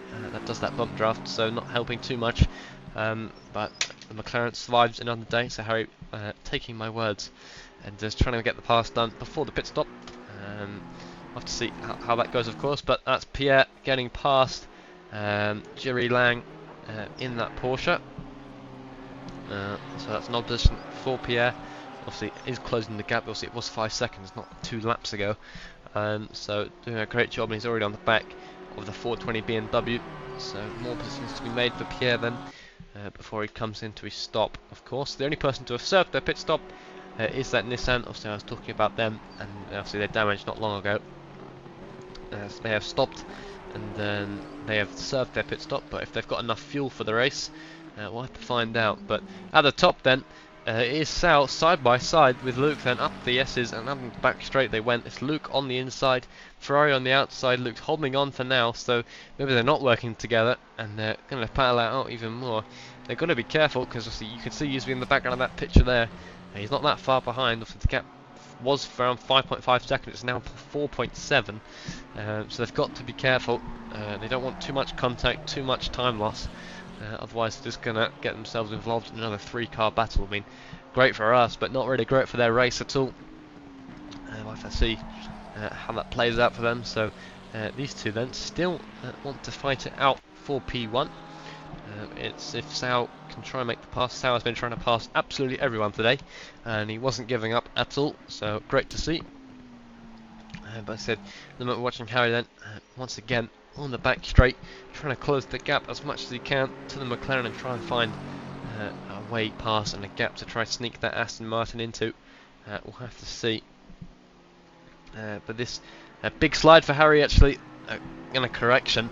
Not really what you wanted as he went onto the outer loop, but great save either way. But at the top then, I think Mark's into the pit lane then. We'll have to see how that works out. But that's Luke Wilson trying to defend from Sal. A little bit of a move on the straight, but not enough to be considered weaving. Either way then, trying to put Sal off, but Sal has got the better exit and actually invalidates his lap. He just went off the curb, and the track limits is that curb on the outside. I don't know if that extension has helped or not. I don't imagine it helped too much, but the gap is around 0.2 of a second at the moment. So to see how it all works out, these guys are doing 45.7s at the moment. Pierre's last lap was a 46.6, so around a second slower. So Pierre maybe not as quick at the moment, but he did obviously have some cars to pass. We'll have to see his next lap when he's in free air, of course. Like I said before, as we come up towards the pit stops, it is one mandatory pit stop. Fuel required, but no fixed time, so these guys can just stick a litre in and go straight back out if they want to. But obviously it depends if they can afford to do that, so you might not have enough fuel to finish the race otherwise. So these guys will have to calculate it separately and just work it out, or if they can do enough fuel saving. But it is quite a lot of fuel saving to do if they want to do that, but we'll have to see how that goes. That's Sal going off the track then, maybe extending a little bit too much, but either way we'll have to see how that works out. Hanak has closed the gap even more. It's now 2.2 seconds, so to see if Hanak can try and get a pass. Again, he was fastest, Hanak, last time round, around a tenth quicker than these two at the moment, so Hanak has found the pace again. Obviously was struggling quite a bit at the start, but we'll have to see how that works. So Sal then a little bit behind Luke, gap around 0.3 of a second, and I wouldn't imagine Sal's in an overtaking position at the moment, but he's just trying to continue the pressure on Luke at the moment. They are slowly pulling away from U-Speed. It's not all too much, but it's still quite a bit. But meanwhile then, looking down the grid, personal best for the number 31 Lamborghini. So doing a great job setting personal bests. And we look further up the grid. So Mark just had his pit stop, so now he's going to try clear some of this traffic, but he's blue flagged some of this, so not really helping at all. He's actually sort of blue flagged by the guys he was just fighting, so it's not really ideal whatsoever. But either way, Sal then drifting around the corner with Hanek, maybe a little bit of a server connection issue my side, but I think it's just fixed itself now. And by the way, that was a new style of driving. Either way then, these top two got to pass some of this traffic. They got the 420 BMW and the 311 Porsche just ahead of them, so they're going to try and clear them as quickly as possible. But all the while, this could cost Luke, if he doesn't clear it in a quick manner, it could cost them more time than it gains them. But that's BMW almost made a collision with Sal. Sort of an awkward place to give way on the final corner, apex. But either way, Sal then has gained time to Luke, and the gap's now sitting at around 0.2 of a second. That's a mistake for both of them. They both go off track, and it's not great what you mean. But like I said, the more track extensions they do, the more chance of a warning they get. Most of the time, especially at a track like this, you have to lift and potentially even brake to stop yourself getting the warning. You have to lose a sufficient amount of time to stop the warning, but sometimes even doing that does get you a warning, so you've got to be really careful. And I'd like to say these guys, well, most of the guys at the top that we saw earlier on this race have all got at least 2 warnings, because they're pretty much pushing the limits, all of them. So we'll have to see. Hanak has closed the gap again. The gap's sitting around 1.4 seconds, so Hanak is slowly closing in. We'll catch him with that a bit in a minute when that gap goes under a second. But meanwhile, then we're still watching these two, and they got a last 311 Porsche I was just talking about just a minute ago, and they're going to try and clear them as quickly as possible.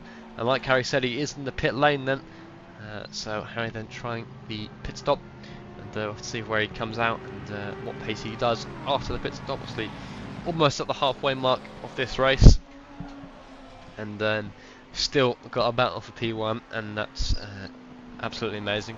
But meanwhile, these guys have cleared that 311 Porsche now, so they're again in free air. The next car they have to pass is the number 31, which is that Lamborghini. But we'll have to see if they can catch them before they pit. I don't know if they will, but we'll have to see what the strategy is, because these two, once now in clean air, their strategy has changed. But yeah, that's not an invalid lap for Sal. So he's quite testing the limits quite a bit. But like I said, you've got to be really careful, otherwise you can get yourself a drive-through quite quickly if you're not. So we'll have to see how that all works out. But I'll take another quick water break, and I'll be back with you. But I'll leave you on this battle for P1 then, as they move forward.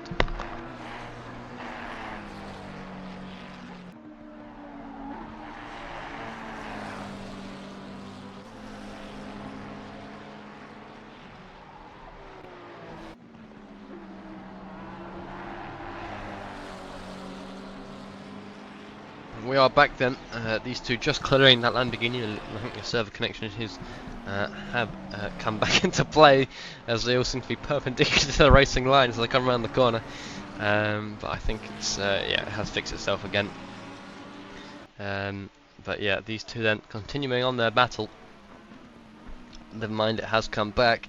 This is not really the POV I really wanted. By the way, then I think that's Sal side by side with Luke as they come around the hairpin. I think Luke just holding on to that just for now. Great shot from the helicam there, but still Luke still holding on just for now. We'll have to see when the pit stops will be. But I think the pit stop is for Sal. Sal has decided to come in, so I have to see where this all plays out. Of course, Sal is the first of our leaders, our original leaders. I'm counting Hanak and Donate in this as well, to come in for the pit stops. This will trigger I'd imagine Luke to try and pick up the pace and potentially inspire Donate to continue on for now then. So we'll have to see what Sal does. Does he change for tyres? Does he change for fuel? I have to see what kind of pit stop time it is at the moment, but we'll continue watching Hanak, who's on the back of Donate as they try and clear blue flags. So maybe a little bit of PTSD for Donate, as he's got to try and clear the blue flags as quick as possible without losing a position this time. We'll have to see how that works out. I'm keeping an eye on Sal's race control time at the moment, but they've cleared. They're still trying to clear the BMW and the Porsche, who's currently in the middle of a battle, but there's a massive mix-up. That's Donate in the wall, that's Hanak in the wall, and the BMW's in the middle of the track. So again, another massive incident involving a blue flag, which is not really what they wanted. You can see Hanak flashing. He's not happy. He's still side by side with an Aston, and that's the Aston who's fighting him for position even. So that's how much the time can really cost you. So I'd imagine Donate especially is very not happy with that. But meanwhile, Sal is out of the pit lane now. The gap to the leader is around 1 minute 11. I can tell you his stop time in just a second, but again, that's not really what these guys would have wanted. Donate still got to pass the BMW, so again, it's not really ideal. So maybe the BMW not the best at giving way at the moment. We'll have to see what the plan is for this BMW, but does Donate come into the pit lane? He does, and Hanak follows him in as well. So these two making their stop time. So the gap to the leader from Sal then is now 1 minute and 4 seconds. So I believe, yes, so Sal was stopped for 37 seconds and he was in the pits for 1 minute and 10. We'll have to compare this because Wilson is in as well. So Wilson, Donate and Hanak is in. We'll have to compare the times. But keep an eye on where Sal is. He is the 85 on the track map. I don't know how well it is, you can see, but he's coming towards corner 10, which is the penultimate corner before the final corner. And Luke Wilson is still stopped in the thing. He's let off the jacks now, and Wilson is leaving the pit lane. He has left now, and he's now free. He can turn off the pit limiter. He can fly away, and it's not really worked out for Sal, because Sal's only entering turn 1 now. So Sal has lost time by trying to undercut Wilson. That's not really what they wanted at all. But meanwhile then, Hanak and Donate still both stopped. So we'll have to see what goes on there. Donate then is away. It's now a driver swap for the team, and it is now Chandler Williams in the car. So maybe if Williams can try and unlock some of that Mustang pace, we'll have to find out. But Hanak is significantly stopped longer, maybe serving some of that damage he had. But obviously these guys dropping positions, but obviously some cars have not pitted yet, so it does allow Usby into the race lead and Usby continuing on. And this is obviously one of his strategies. He usually does. He just goes as long as possible until the tyres are fully gone, because the Ferrari does have a stage when the tyre life is dead. The tyres do come back for a couple laps, so if he can find the pace, he's doing 45s last time round, so he has still got some pace in that Ferrari, and if he can make the most of it to close the gap, I'd imagine that is his strategy. Meanwhile then, it is Antonio in that, and he's still trying to get past the BMW, so the BMW's probably held him up for a couple laps now, which is not really what he wanted, I believe. Yeah, I believe that is the 420 BMW. It is. That's Sammy. That's not really what they wanted, but either way we'll have to see how they get on indeed. But meanwhile then, Mark Mass still chasing, he's chasing Jerry Lang at the moment. Obviously Mark pitted quite early, whilst he's getting held up at the moment by some of these cars he's got to pass. So we'll have to see where he comes out.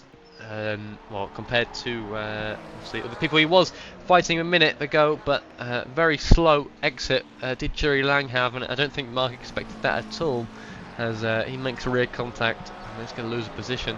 And I think that Porsche waiting for Mark, so I'm not sure what's going on there, but that's Donate as well. So Donate again, sorry, not Donate, that's Williams now. Has got to try and get past these guys as well, so we'll have to see how that works for these guys. But meanwhile there needs to be another lap going through. We'll have to see what the lap time is. It's a 45.5, so it's just dropping the times even more. So used to be doing a great job out there at the moment to try and hold the pace. We'll have to try and compare this obviously to the other guys' pace. For reference, I believe I can find him. Yeah, Sal's last lap was a 45.3 on new tyres, so usually he's only 2/10 slower on an hour's old tyres. So he's doing a great job on in the Ferrari to try and limit the amount of gap he's losing, or trying to gain some time even potentially.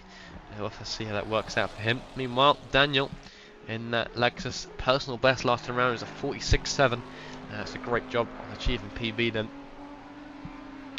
especially on the new tyres. So I have to see, final 53 minutes, so obviously over the hour mark now. It's Kelly in the pit lane then. So that was a driver we saw in the midfield earlier, obviously got himself up the P3 via the pit stops, and now has to pit for his stop, and I'll see where he comes out, of course. Otherwise then, usually it's still going strong at the moment. We'll have to see what the pace is next lap, but we'll start to compare more times as Williams, who's currently side by side with a McLaren, what his time is. Obviously think he got in the way of some traffic, so we'll have to take that into consideration. But it was a 45.6, so USB was faster than Williams last time round. It was a 45.1 for Sal, and it was a 45.7 for Hanak. So plenty to take into consideration in terms of USB pace. It was a 45.9 for USB last time round, so still on the pace in the 45s, which is an incredible pace at this stage of the race. Actually invalidates that lap in that corner there, as you just saw. So the only people not to stop then is USB. Antonio's just come in now. That's a BMW parked up on the exit of the final corner. That's the 420 BMW again. He's missed the pit entry and he has to cut across the track to try and get in. He does safely, but a little bit awkward to pretty much slow down to 0 on the final corner exit. So I'm not sure, maybe I should have to have a look at that, but either way, Antonio is in, and the only other people that hasn't stopped is this BMW and that Lamborghini, who has been stopped for a little bit, but we'll have to see how they get on then. So after that round of pit stops, everyone will have served their stop except USB, so we'll have to see how that works out. It's a drive-through penalty for number 97 McLaren, that is Mouth in the McLaren, and that's for speeding in the pit lane. So it's not really what you wanted, and you will have to drop positions, probably behind the likes of Maple, who is Maple, and the BMW potentially as well. Meanwhile then, Pierre making a position on his fellow Audi driver, and that is Will. We'll have to see how they get on. Obviously Will running a livery with some sponsors on it, which you may be wondering about, but these two actually having a side-by-side battling all the way. Will's holding on very nicely. He's going to make Pierre work for it, and I believe Pierre's probably going to try and make the move into turns 8 and 9. He does look to the inside. Will around the outside still, and yeah, a little bit too deep for Will, and a little bit of contact, but I think just a little bit of rubbing, and that is Pierre through then. But yeah, like I was saying, obviously Will running very nice livery with his team name on it, so that is all part of career mode. Obviously, if you're new to the stream, career mode obviously is ACM's new idea, unique idea as well, and it's obviously where you create your own team, join team, select your own sponsors, and obviously have a car collection. Obviously I am the richest in ACM, as many would expect, but yeah, you can obviously purchase your own cars, and you can rent cars now as well, so it's all fantastic. It's all set up through the website. Obviously you can scan that QR code to take you directly there, and you can find the Discord link on there as well. So yeah, you can select your own sponsors. It's fantastic, because obviously Will, with the sponsors on his car, he's got goals. His sponsors will set his goals, and he has to try and meet those goals to try and get more coins. So it's all nice and fun and games. Obviously each driver will have their own goals and tasks for their sponsors, so it's all great fun indeed. Meanwhile then, Pierre making no time loss at all. He's already in the back of Daniel. He's up into P11 at the moment, so doing a steady recovery. He's got 49 minutes left to make his way further up into the top 10. From last place, he's doing a fantastic job gaining the places. He looks to the inside, doesn't think about it. For now he has to wait a little bit longer, but maybe faking it, and he's going to try the same move he did on Will last lap. Up towards the hairpin they go. Lexus on the inside, Audi on the outside, and that is the Audi through them. So another fantastic move from Pierre to be into P10. He's got obviously 48 minutes then to try and see what he can do, and if he can try hold on and catch the likes of Harry and Danielle up ahead. But meanwhile then, multiple personal bests for these drivers in the top 10, so we'll have to see how they get on. But the most important thing to note is he used to be still continuing on. I'd imagine he'd be coming in this lap or next. It is usually around the time he likes to pit, but we'll have to see. Could be wrong, but I think it was a 46.0 last time round, and put that in perspective. Sal was a second quicker last time, whereas a 45.0 for Sal, but more importantly, Hanak did a 44.6. That's his personal best of this race. That is one of the fast. That's almost the fastest lap of the session. Pierre currently holds that as a 44.6.112, and obviously Hanak only a few thousandths of a second off that. So very nice indeed. And I imagine Hanak will try and beat that this lap. We'll have to see. That is Mouth then in the pit lane to serve his stop-go 30. There is used to be in the pit lane. A little bit of a late decision to come in. By the way, he is in the pit lane now. It's about 1 minute 12 lost. For my calculations, he'll be in P2 if he leaves, obviously. Actually, no, I lie. He'll be in P3. Wilson, obviously, driver swap with a Olav as well, so they're sharing this McLaren. Wilson had a fantastic first stint. Obviously, Naeem trying to finish it off at the moment, but he's actually got currently Sal behind him at 1.1 seconds. But these two should pass Usby, so actually we'll put Naeem into P1 at the moment, unless Usby is going for a very daring fuel. Don't think it's going to make too much difference because Usby hasn't even been released from his box yet. He has been released from his box now, but these two will be long gone before Usby is out. By the way, then, it's a matter of has Usby made time or not. Gapped currently around 4 seconds. He cuts the pit exit line. I'm not sure why he would do that, but either way, he has made time. The cap's 3.9 seconds. It was around 5.5 if you remember correctly, and so he has gained a couple seconds doing that. So another great strategy for Usby, and he's got new tyres, much quicker and newer tyres than these two at the top. So we'll have to see if he can use them to try and close the gap in the final 45 minutes of this race. But Naeem, massive incident. He's already off into the thing. We'll have to go and replay, see what happened there. We'll go on the passenger cam, and he comes around the corner a little bit too much. The curb catches him, and unfortunately that is what happens when you go around the corner, and unfortunately catching that curb, and unfortunately losing position to Usby and Sal. So from P1, one mistake already into his stint, and sliding McLaren still, and has cost him 2 positions. By the way, he's 14 seconds now behind Usby and 18 seconds behind Sal, so he's got a little bit more time. Still 45 minutes left in this race, so nothing's not impossible until it's impossible, so we'll have to see what he can do. But now the battle then remains as Sal in clean air and versus Usby also in clean air, but and on newer tyres.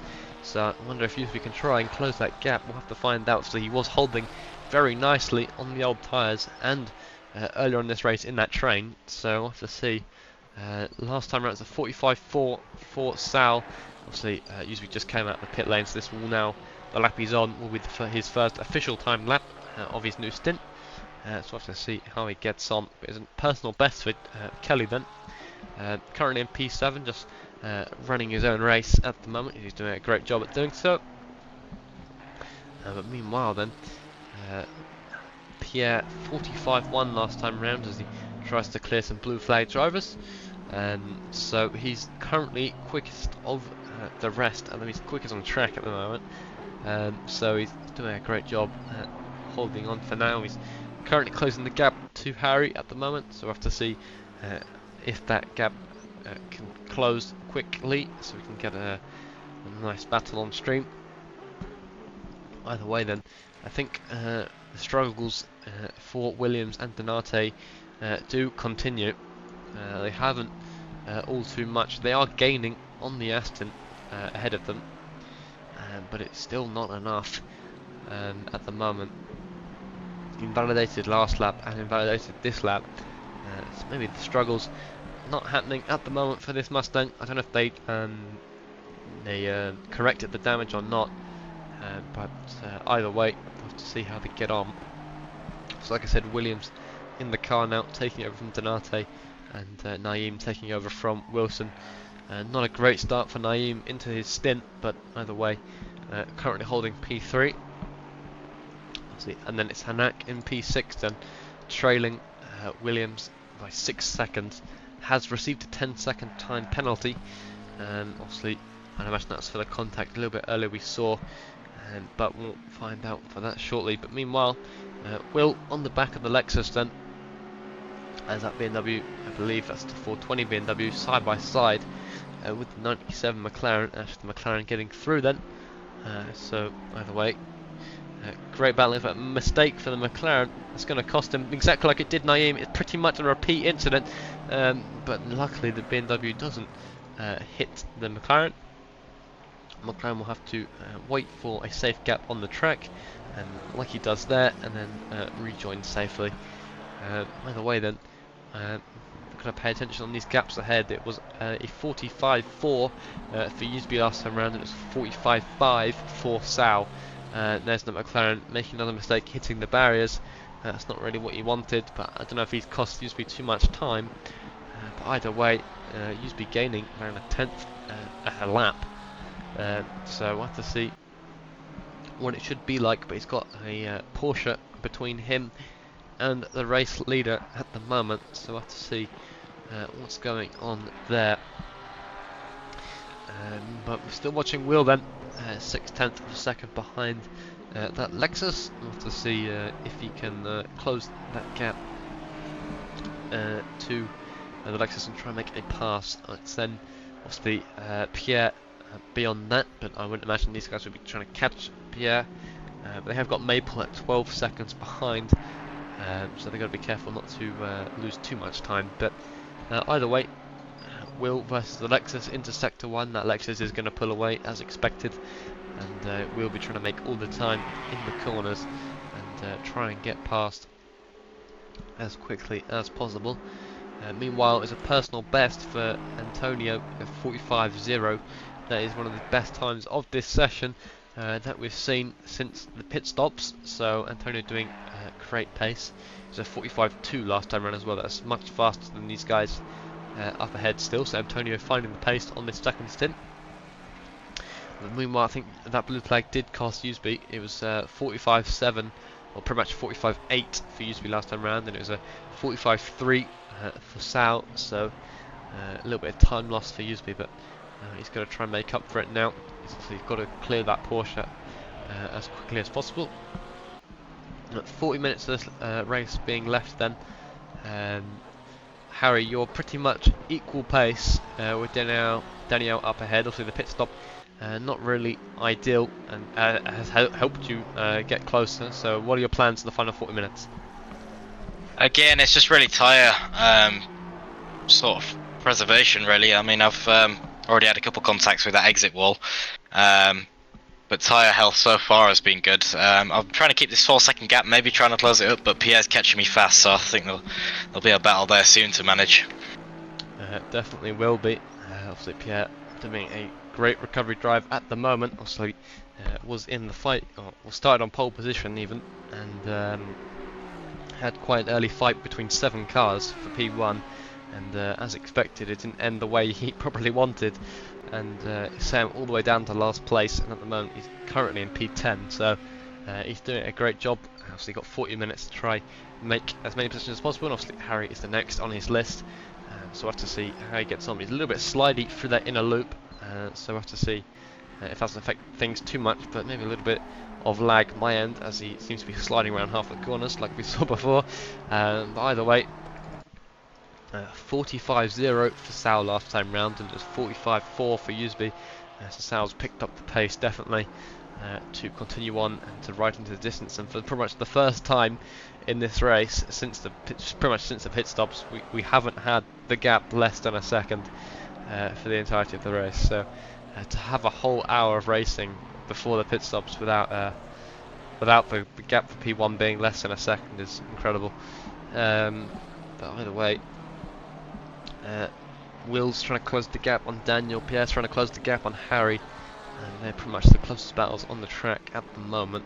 But we'll have to see how this continues.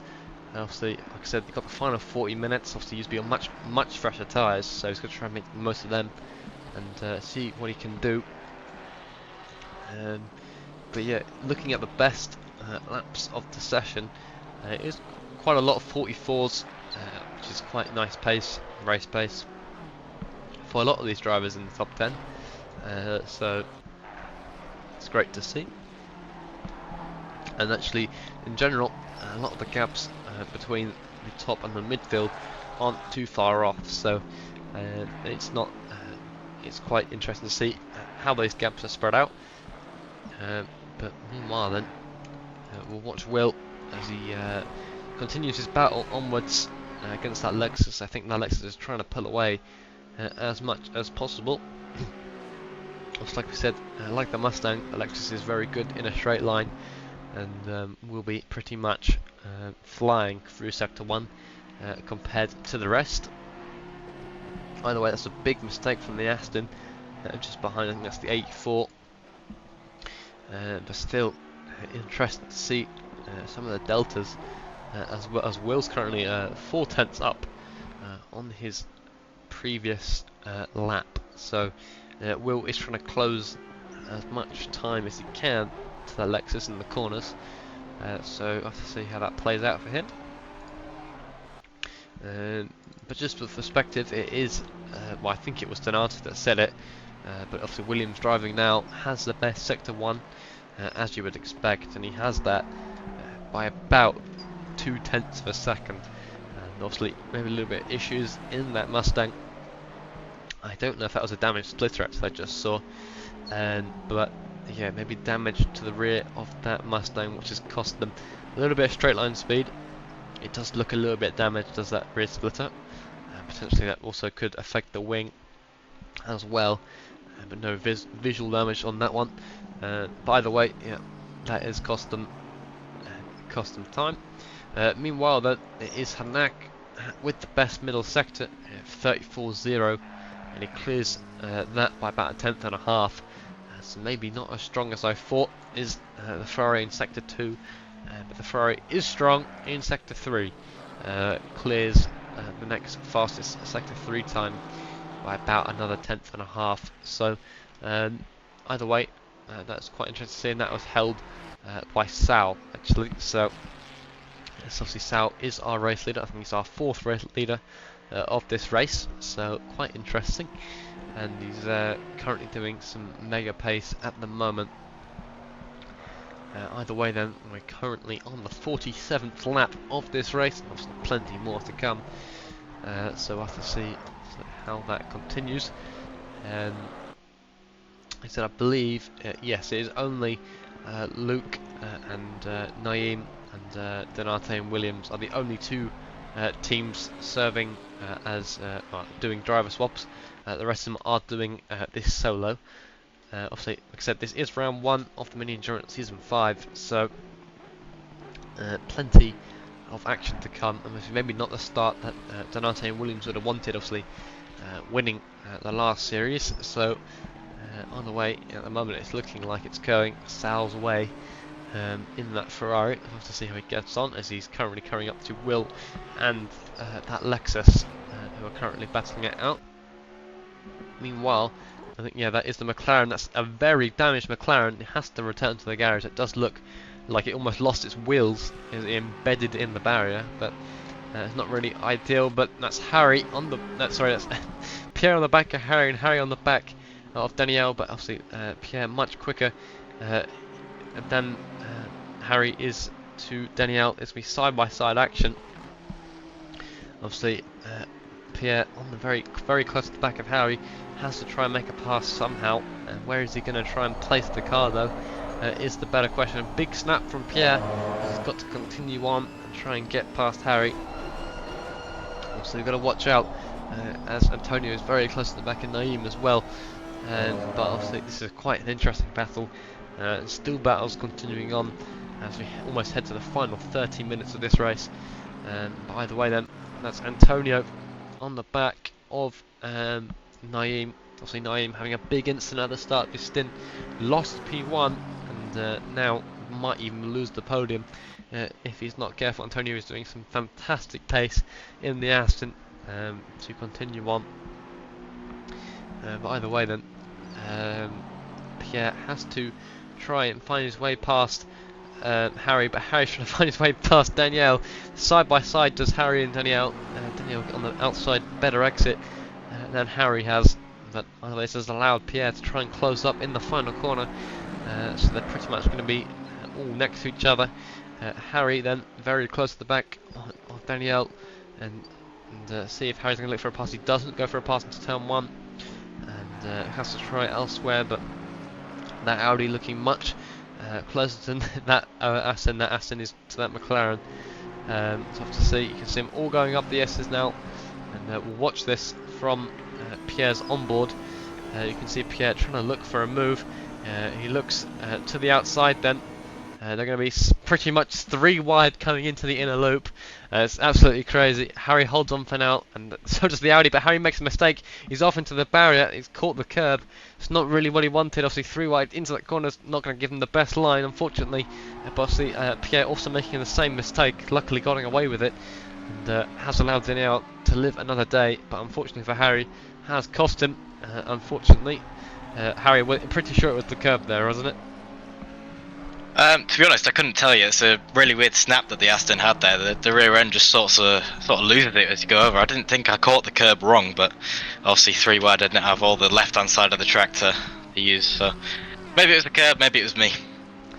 We'll have to see that again. Obviously unfortunate, but has allowed Pierre to gain the position, and now has to chase after Danielle. So that's Pierre into P9 then, and about to be P8 if he can hold on. Has got 30 minutes to try and close the gap to Kelly after that, but that gap is around 29.5 seconds. So that's Pierre pulling out to the left hand side to try and scare Danielle into a defensive manoeuvre. No doubt doesn't fall for it at this stage, but Pierre has to continue on. There's Jerry Lang currently off at the S's.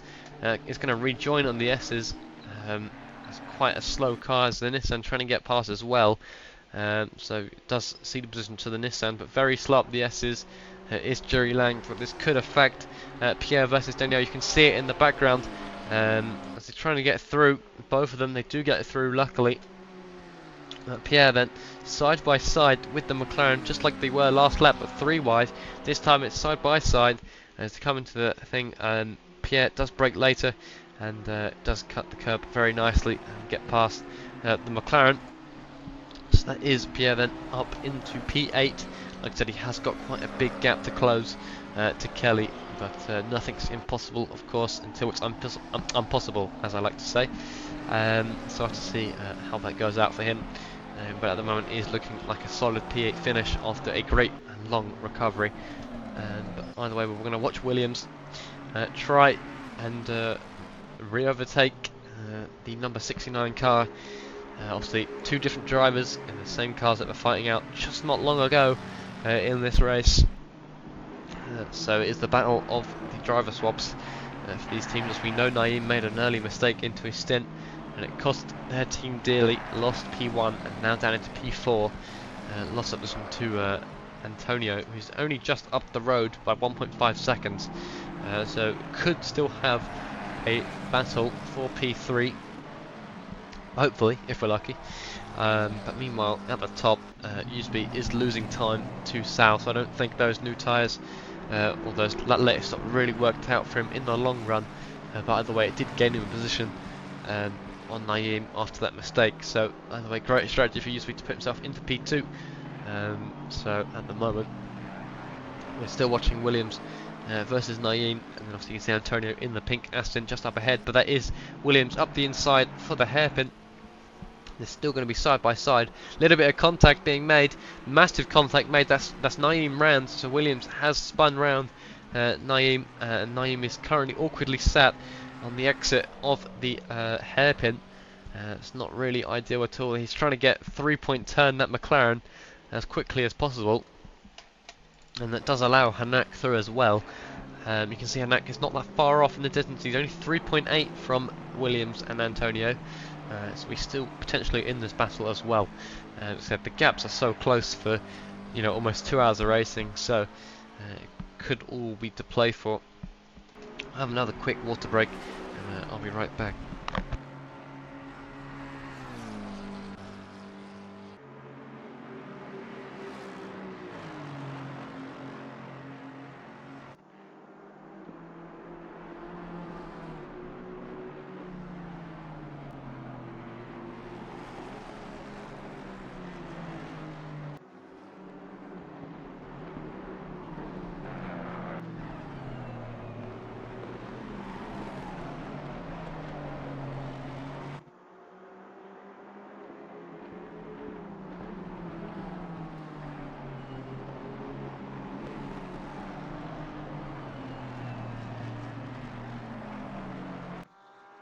Alright then, we are back and we just see Antonio clearing another blue flag to try and build as many blue flags between himself and Williams to try and give Williams a disadvantage with having to clear them.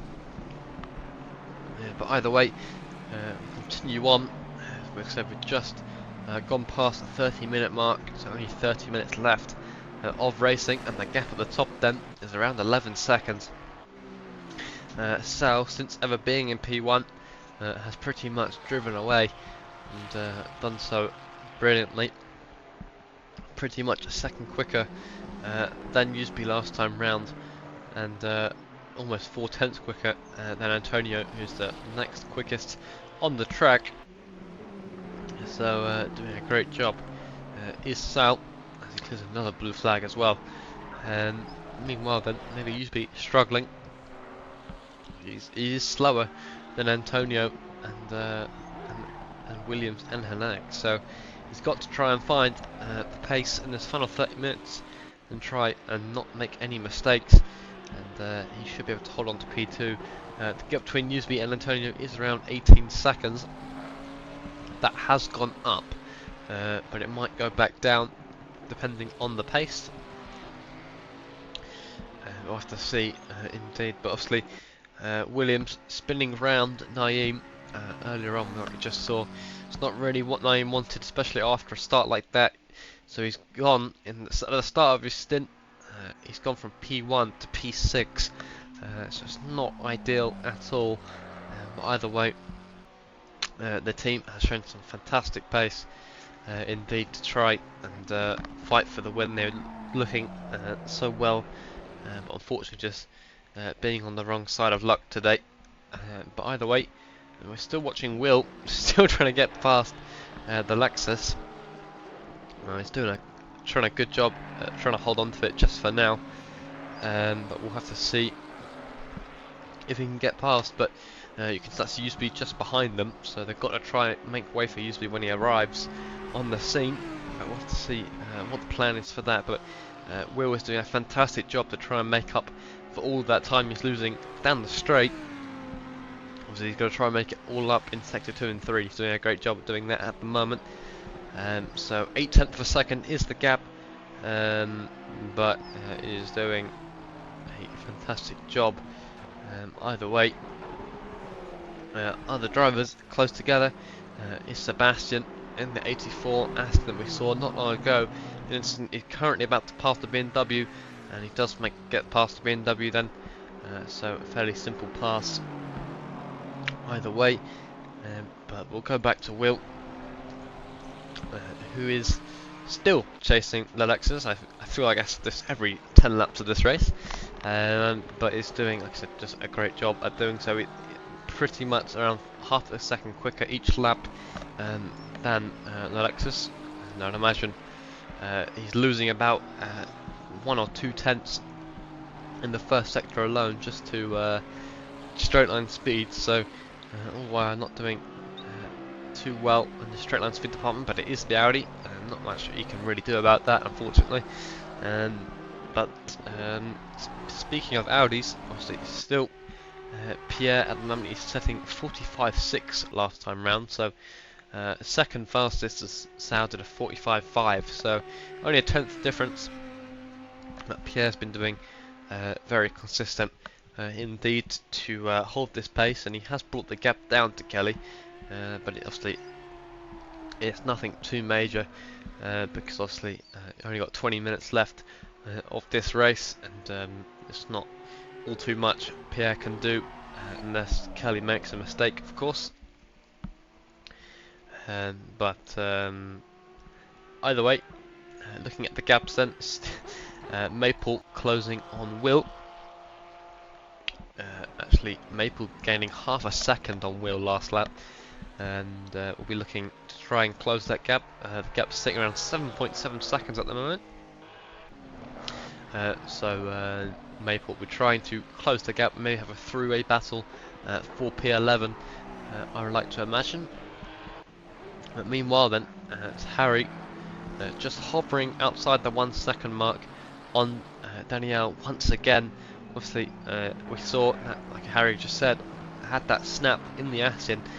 From the helicam POV it did look like the curb, but obviously it all depends on who's driving. But Harry then still trying to chase after Danielle. The gap is now 0.9 of a second, and obviously Harry much quicker last lap, and we'll have to see about this lap, but at the minute doing an alright job. It was a 46.8 last time for Harry and a 47.6, so still gaining time to Danielle, so Harry will try and make his way past, and Newsbeat trying to make his way past Blue Flag. You can see the Nissan giving way then to all of that, so we'll have to see how they get on, of course. Yes, but continue on then. We'll go on board with Harry's passenger cam, so you can see exactly or roughly what Harry is seeing from his Aston Martin as he tries to chase down Danielle. There's a little bit of a twitch from that McLaren up ahead, so we'll have to see if Harry can try and make the most of this and try and find his way past, try and get into a gap, an Aston Martin sized gap, of course.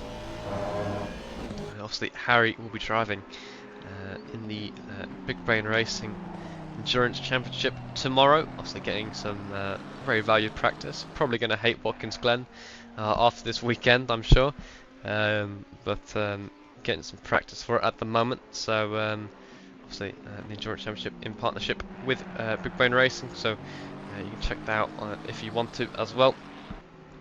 But Harry then on the back of the McLaren, very, very close.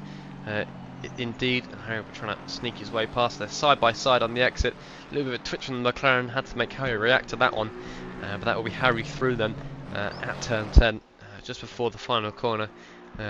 Relatively simple move, and now has got past in 20 minutes to try and pull away and try and keep a mistake free 20 minutes to try and hold on to P9. Obviously back. Well, gained a position from the start of this race. He started P10, now P9, and just has to hold on for that for now. But meanwhile then, Hanak is 1.6 seconds behind Williams, so the gap is closing. It's around 4/10, almost 5/10 of a second, is the lap difference between these two. So we could see Hanak in the final 20 minutes make his way back into the top 4. We'll have to see how that works out for him. By the way then, Sal has extended the gap to 17.5 seconds. He's done a fantastic job at doing that at the moment. He's currently got to lap Harry as well, so we'll have to see if he does that. But Newsbeat obviously P2 then, he's also finding his way past some Blue Flag cars at the moment. He's currently got a 14-second gap to Antonio behind. Obviously it used to be actually a 47.6 last time round, but I think he's currently managing traffic, so as expected. By the way, Antonio still through its car 84 drive-through penalty for speeding in the pit lane. That is Sebastian sparking out of that pit lane, bottoming him out on the exit bump. But either way, trying to get past. Not trying to get past. Sorry, he's got a big gap to try and get past if he wants to try and get into P16. He's got to try and get that BMW to try and make a mistake in the final 18 minutes to get himself into P16. Other than that, he's doing a great job at that. But Harry now pulling away from Danielle, the gap being 0.8 of a second. Hanak is now within the second of Williams, and now this is the battle that we want to see. Obviously Hanak didn't have the fantastic start to this race. He has got a 10-second time penalty, but if he does get it appealed, then obviously this could change the race result. But obviously Hanak, so quite a slow start, and not really the usual Hanak we're used to seeing. But I think he's found some of that pace in this second stint, and 45.3 last time for Lucas, and it was a 45.9 for Williams, so obviously quite a bit of pace difference. And if that Mustang still has the straight line speed issues. We could see a pass for Hanak quite soon. 17 minutes then left of this race. It's getting quite exciting. Like I said, we've got Hanak trying to make maybe one of the last big overtakes. Massive dirt cloud for one of the blue flag cars ahead. I think that's actually Antonio trying to get his way past a blue flag. I'll just double check on that one. I think it was. Yes, it is. That's the Nissan he's got to try and get past. But Hanak's got to try and get past Williams. And that's actually the Nissan spun round on the exit of that uphill. So they've got to do a 3.10 to try and get the car rotated. Luckily, they have no cars behind. But we'll have to see what Hanak's plan is. Does he put the pressure on? Does he just go for the move straight away? We'll have to see. But he's still within range of Antonio. Antonio is that pink Aston Martin up ahead. So there's still a P3 on the cards for Hanak if he can set the pace. He is quicker than Antonio last time round as well. But obviously now he's behind Williams. He's going to be losing time. So he's got to try and get past. It's a wall tap for both of them out of the final corner. So not really what they want to do. Obviously following each other's lines. Hanak got to probably try and get past as quickly as possible.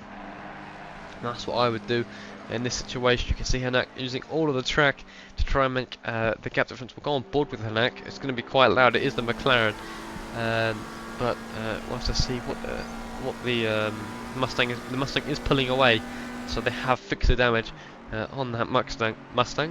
On that Mustang.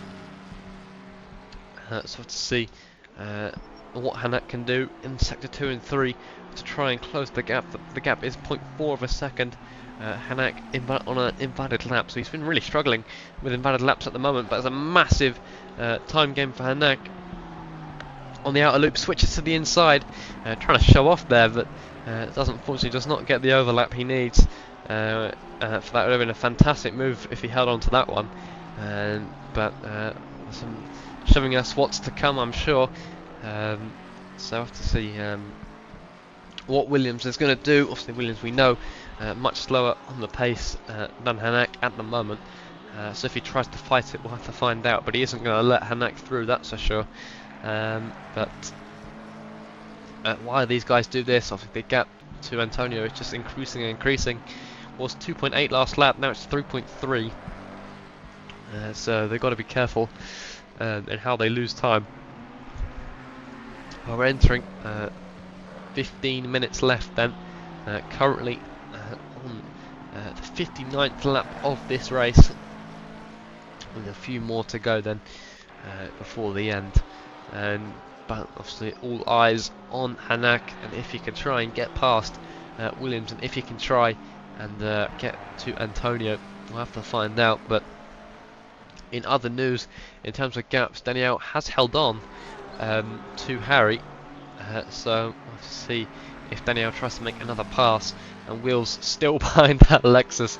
He's trying his absolute hardest to try and get past, but it was a 5-second time penalty given to car 3, which was Williams. So obviously not enough for Hanak to try and get the pass through penalties, of course. But obviously appeals can be made. But you can see how quick that McLaren is just on the exit of the outer loop. You can see Hanak's flashing. He's saying, "Let me past. I want to try and catch Antonio," but obviously Williams isn't going to make it that easy. He wants to try. He wants that P4, of course. So especially with the final 15 minutes, it's definitely all to play for, and all strategy is out of the window at this stage. And well, all brain probably as well, as these guys have been driving for 2 hours. Obviously, Williams and Naeem, not so much. Been driving for about an hour. But obviously people like Hanak probably getting a little bit of tiredness starting to settle in, maybe a little bit of aching, so maybe Hanak's patience is wearing thin just a little bit, trying to get past, but still been showing some great pace and consistency, so he'll be trying to make the most of that and get past. It's another invalidation from Hanak, but there's a mistake from Williams. It's actually allowed Hanak to get through. It's a massive twitch from that Mustang in that final corner, and that just opened up the space for Hanak to slide his McLaren through. and get himself up to P4 then. So 12 minutes to go for Hanak, and he's got a 3.5 second gap to catch. Antonio obviously still got a 10-second time penalty, but if he does get that removed, it could be a P3 for Hanak with the seat. But at the moment, his job is just to try and catch and pull away from Donate at the same time. Definitely easier said than done, but is showing some fantastic pace at the moment and still quicker than Antonio. Antonio has picked up the pace, but it's still not as quick as Hanak at the moment. So we'll have to see what goes on there. But meanwhile then, so Will is just holding on to the back of that Lexus. He's trying his absolute hardest to make all the time up in Sector 2 and Sector 3. Obviously loses it all in Sector 1, but it's all about these technical sectors to try and catch the time and try and get Daniel to make a mistake. But Daniel's been holding up very well in the ACM liveried car. And that no mistakes, not from my seen from Daniel at the moment, so just holding on and doing a very lovely race indeed. Meanwhile, Harry has extended that gap to Daniel by 1.1 seconds, so obviously Daniel not getting as close as they were just a minute ago, and Hanak's already pulled 1.5 seconds to Williams, so obviously that Ford is still struggling quite a bit, and Hanak's already got the gap down to Antonio to about 2.7, so definitely some strong pace indeed. It was a 46.2 last time for Antonio, and it was a 45.5 for Hanak, so that's 7 tenths quicker than Antonio last time round. And if he keeps that up, he'll definitely be at Antonio's front door before this race ends. Also, it doesn't really matter about catching, it's trying to get past. It's another story and another game, but I think I said, if we've seen Hanak put the pressure on, so he's definitely not afraid of shoving his bumper in, probably where it shouldn't be, but we'll have to see how he gets on. But I think Will is probably as close as he's ever been so far, and potentially looking for a move on the Lexus coming up into turn 7. We've got 10 minutes now until the end of this race, and the gap at the top then 25 seconds, so it's increased by about 10 seconds last time I spoke about it. So Sal doing some serious pace, he's doing low 45s at the moment, used to be doing 46.1s, and that's still absolutely incredible pace, of course. But that's Will still trying to look for a move around the Lexus. He is, like I said, as close as he has been so far, but you can see the gap 0.2 of a second, but by the time they get to the inner loop on the next lap, the gap's going to be about 5 or 6 tenths, and that's what Will is starting to struggle with. But I think Will's got more problems. He's got a Porsche right behind him and now alongside him towards turn 1, but the Porsche does tuck in, but that Porsche might come back out again into turn 1. Maybe that's Maple, and Maple into turn 1. Contact has been made. I don't think it was major. A little bit of door banging into turn 1 that has allowed Maple to get through up the S as they go. So Will, while trying to get past Daniel for probably the last 20 laps or so, has now just lost a position to Maple, unfortunately, and the gap to Daniel now 1.6 seconds. So this battling is going to cost them. But Will, trying to look for a move up the inside, does back out of it. But did put the pressure on Maple doing so, and put Maple off his line, but it hasn't affected Maple all too much. But we're heading into the closing stage of this race, and I imagine these drivers, especially the ones doing it solo, are quite relieved. I can't even do like 90 minutes without starting to cry, so these guys are doing absolutely excellent to hold on so well.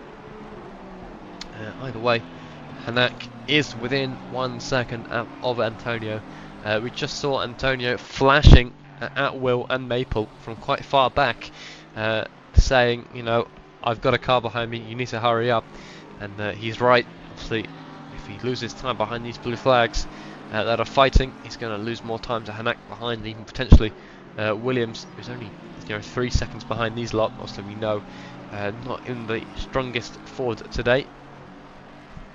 By the way, then Hanak still chasing Antonio. Antonio did a great job getting past and doing some fantastic pace to get this podium. So he's going to try and hold on for it for now. I think that's Mark, who's currently yellow flag on the outer loop, probably doing what many of these drivers have done, is catch that curb and spin out, unfortunately, just like we saw Naeem a little bit earlier.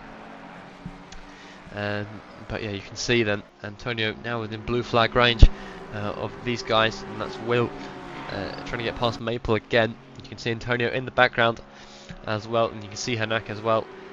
So these two battling it out just ahead of these guys. Obviously, it's not really affecting Antonio all too much, but it will do if it continues. That's Will getting offline, and unfortunately not getting past Maple, but Antonio's lost a little bit of time. I think having to lift and be cautious into the inner loop, and that's actually Hanak pretty much on the back of Antonio. Will gives way to both of them, but they've still got the McLaren, the Porsche, sorry, to pass. He's a little bit up ahead, but you can see how much curb Hanak is using compared to the Aston. The Aston's flashing like crazy. Once the blue flag's out of the way to give himself a little bit of room, breathing room from these guys, so we can try focus and just have to worry about Hanak and not everyone else. That's probably what they want. Either way then, you can see how much of the track Hanak's using compared to the Aston. That's where he's gaining their time each and every lap. Obviously we know Hanak was struggling earlier this race, but I think he's found the limits now, and started to basically show what he's really made of at the moment. But still Hanak trailing the Aston at the moment, and he's still got a Porsche and a Lexus up ahead. Obviously that is Daniel that Will was chasing for so long. That Aston is now in blue flag range of that Porsche, so it's just a matter of trying his best to try and give way in a reasonable location if he can. Obviously Hanak, if Antonio gets stuck behind, is going to make the most out of this. I believe this Porsche will try and give way, yet Porsche is indicating right, it's going to let both of them go, I would like to imagine. But I don't know, actually. The Porsche has to go into the inner loop because he's already got past that. It's now a blue flag between Hanak and Antonio, but Antonio's made a massive mistake. It's going to allow Hanak up the inside.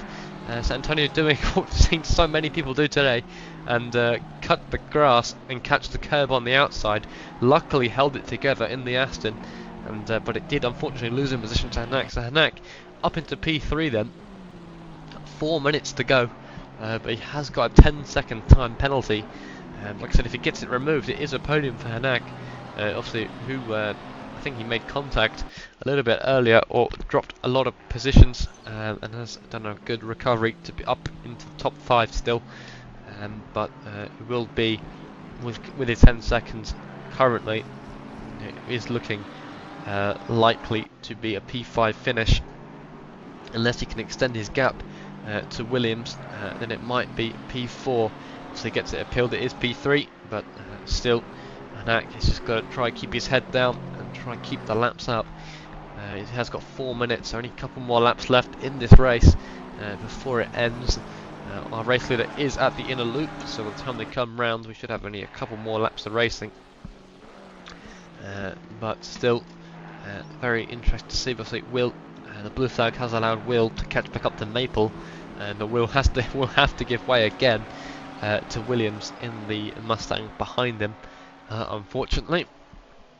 Hopefully we can see Will try and close the gap up to Maple in the last couple of laps of this race. Hopefully that is the case. But meanwhile then, Pierre, like I said, was trying and closing that gap to Kelly, has closed it by 10 seconds.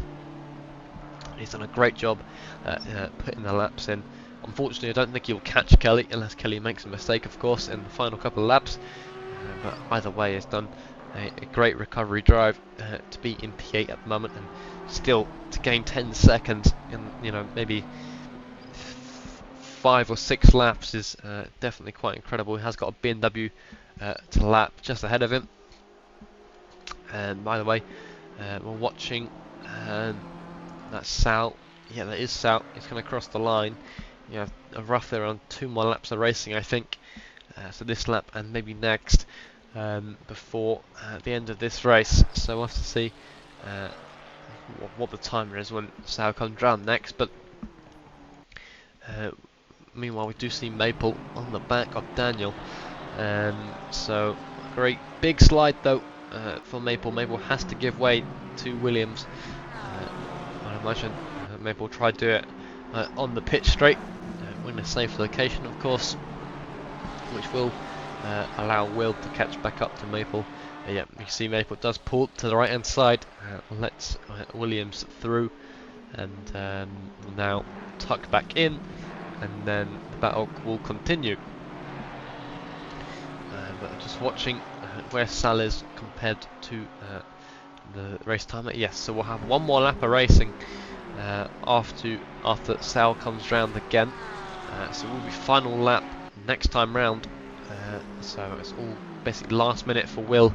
Unfortunately, won't be getting the position on Daniel, I don't think, unless he loses time, quite a bit of time, being lapped by Williams. Will trying to make the move in the outer loop. It's not a really common move, but all the way to the inside now, has to switch to the outside for turn 6. Maple does get ahead, but Will definitely not afraid of going through these corners. So Sal then round the final corner will have one more lap of racing. It will be announced by the announcer as he crosses the line, just to double check. Right, man. Leader is on the It final is lap. leader on final lap then, so it's all final push for all these drivers, and I think the main thing to pay attention on is Will and Maple and Daniel. They're all very close together, and we could, as tradition at Watkins, always seem to have a photo finish of sorts. Don't want to jinx it now, but these guys very, very close together. And Maple seems to be much quicker than Daniel, and Will seems to be quicker than them both. So we could have a very, very interesting race. You see Maple all over the back of Daniel then, around the final corner. This will be their final lap now. So we'll have to see what it will be. We'll go on board with Maple just to see the Lexus pulling away down the pitch straight. Obviously Maple will have to try and make all the most of it in the final couple sectors. Is a mistake by Maple into turn 1, is allowing Will on the back of the car, but there is a incident for 84. That is Sebastian, who I think he has stopped. He has stopped on the outside of the track. It's sort of an awkward position to be in if anyone does overextend. But I think the main story of this race has definitely been Sal. Obviously, after the fantastic 7-car battle at the start of this race, to then have all the way down to Sal, and to pull away a 30-second gap, included in all of that. After all of that, even, is definitely incredible.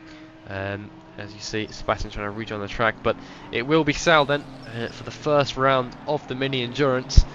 Will take the win, and you can see that's Pierre trying not to do an extra lap. But yeah, it's a fantastic race for Sal then. And the next to cross the line will be Usby. He's currently in the hairpin. Unfortunately, I think Maple hasn't caught Daniel, and Will has dropped the gap to Maple. So I've jinxed it already.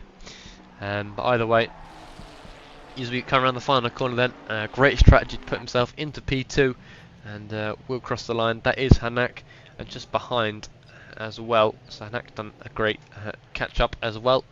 But obviously Hanak has a 10-second time penalty. It will be Antonio to finish across the line in P4. Obviously it will get in position to Hanak, so it will be a podium for Antonio.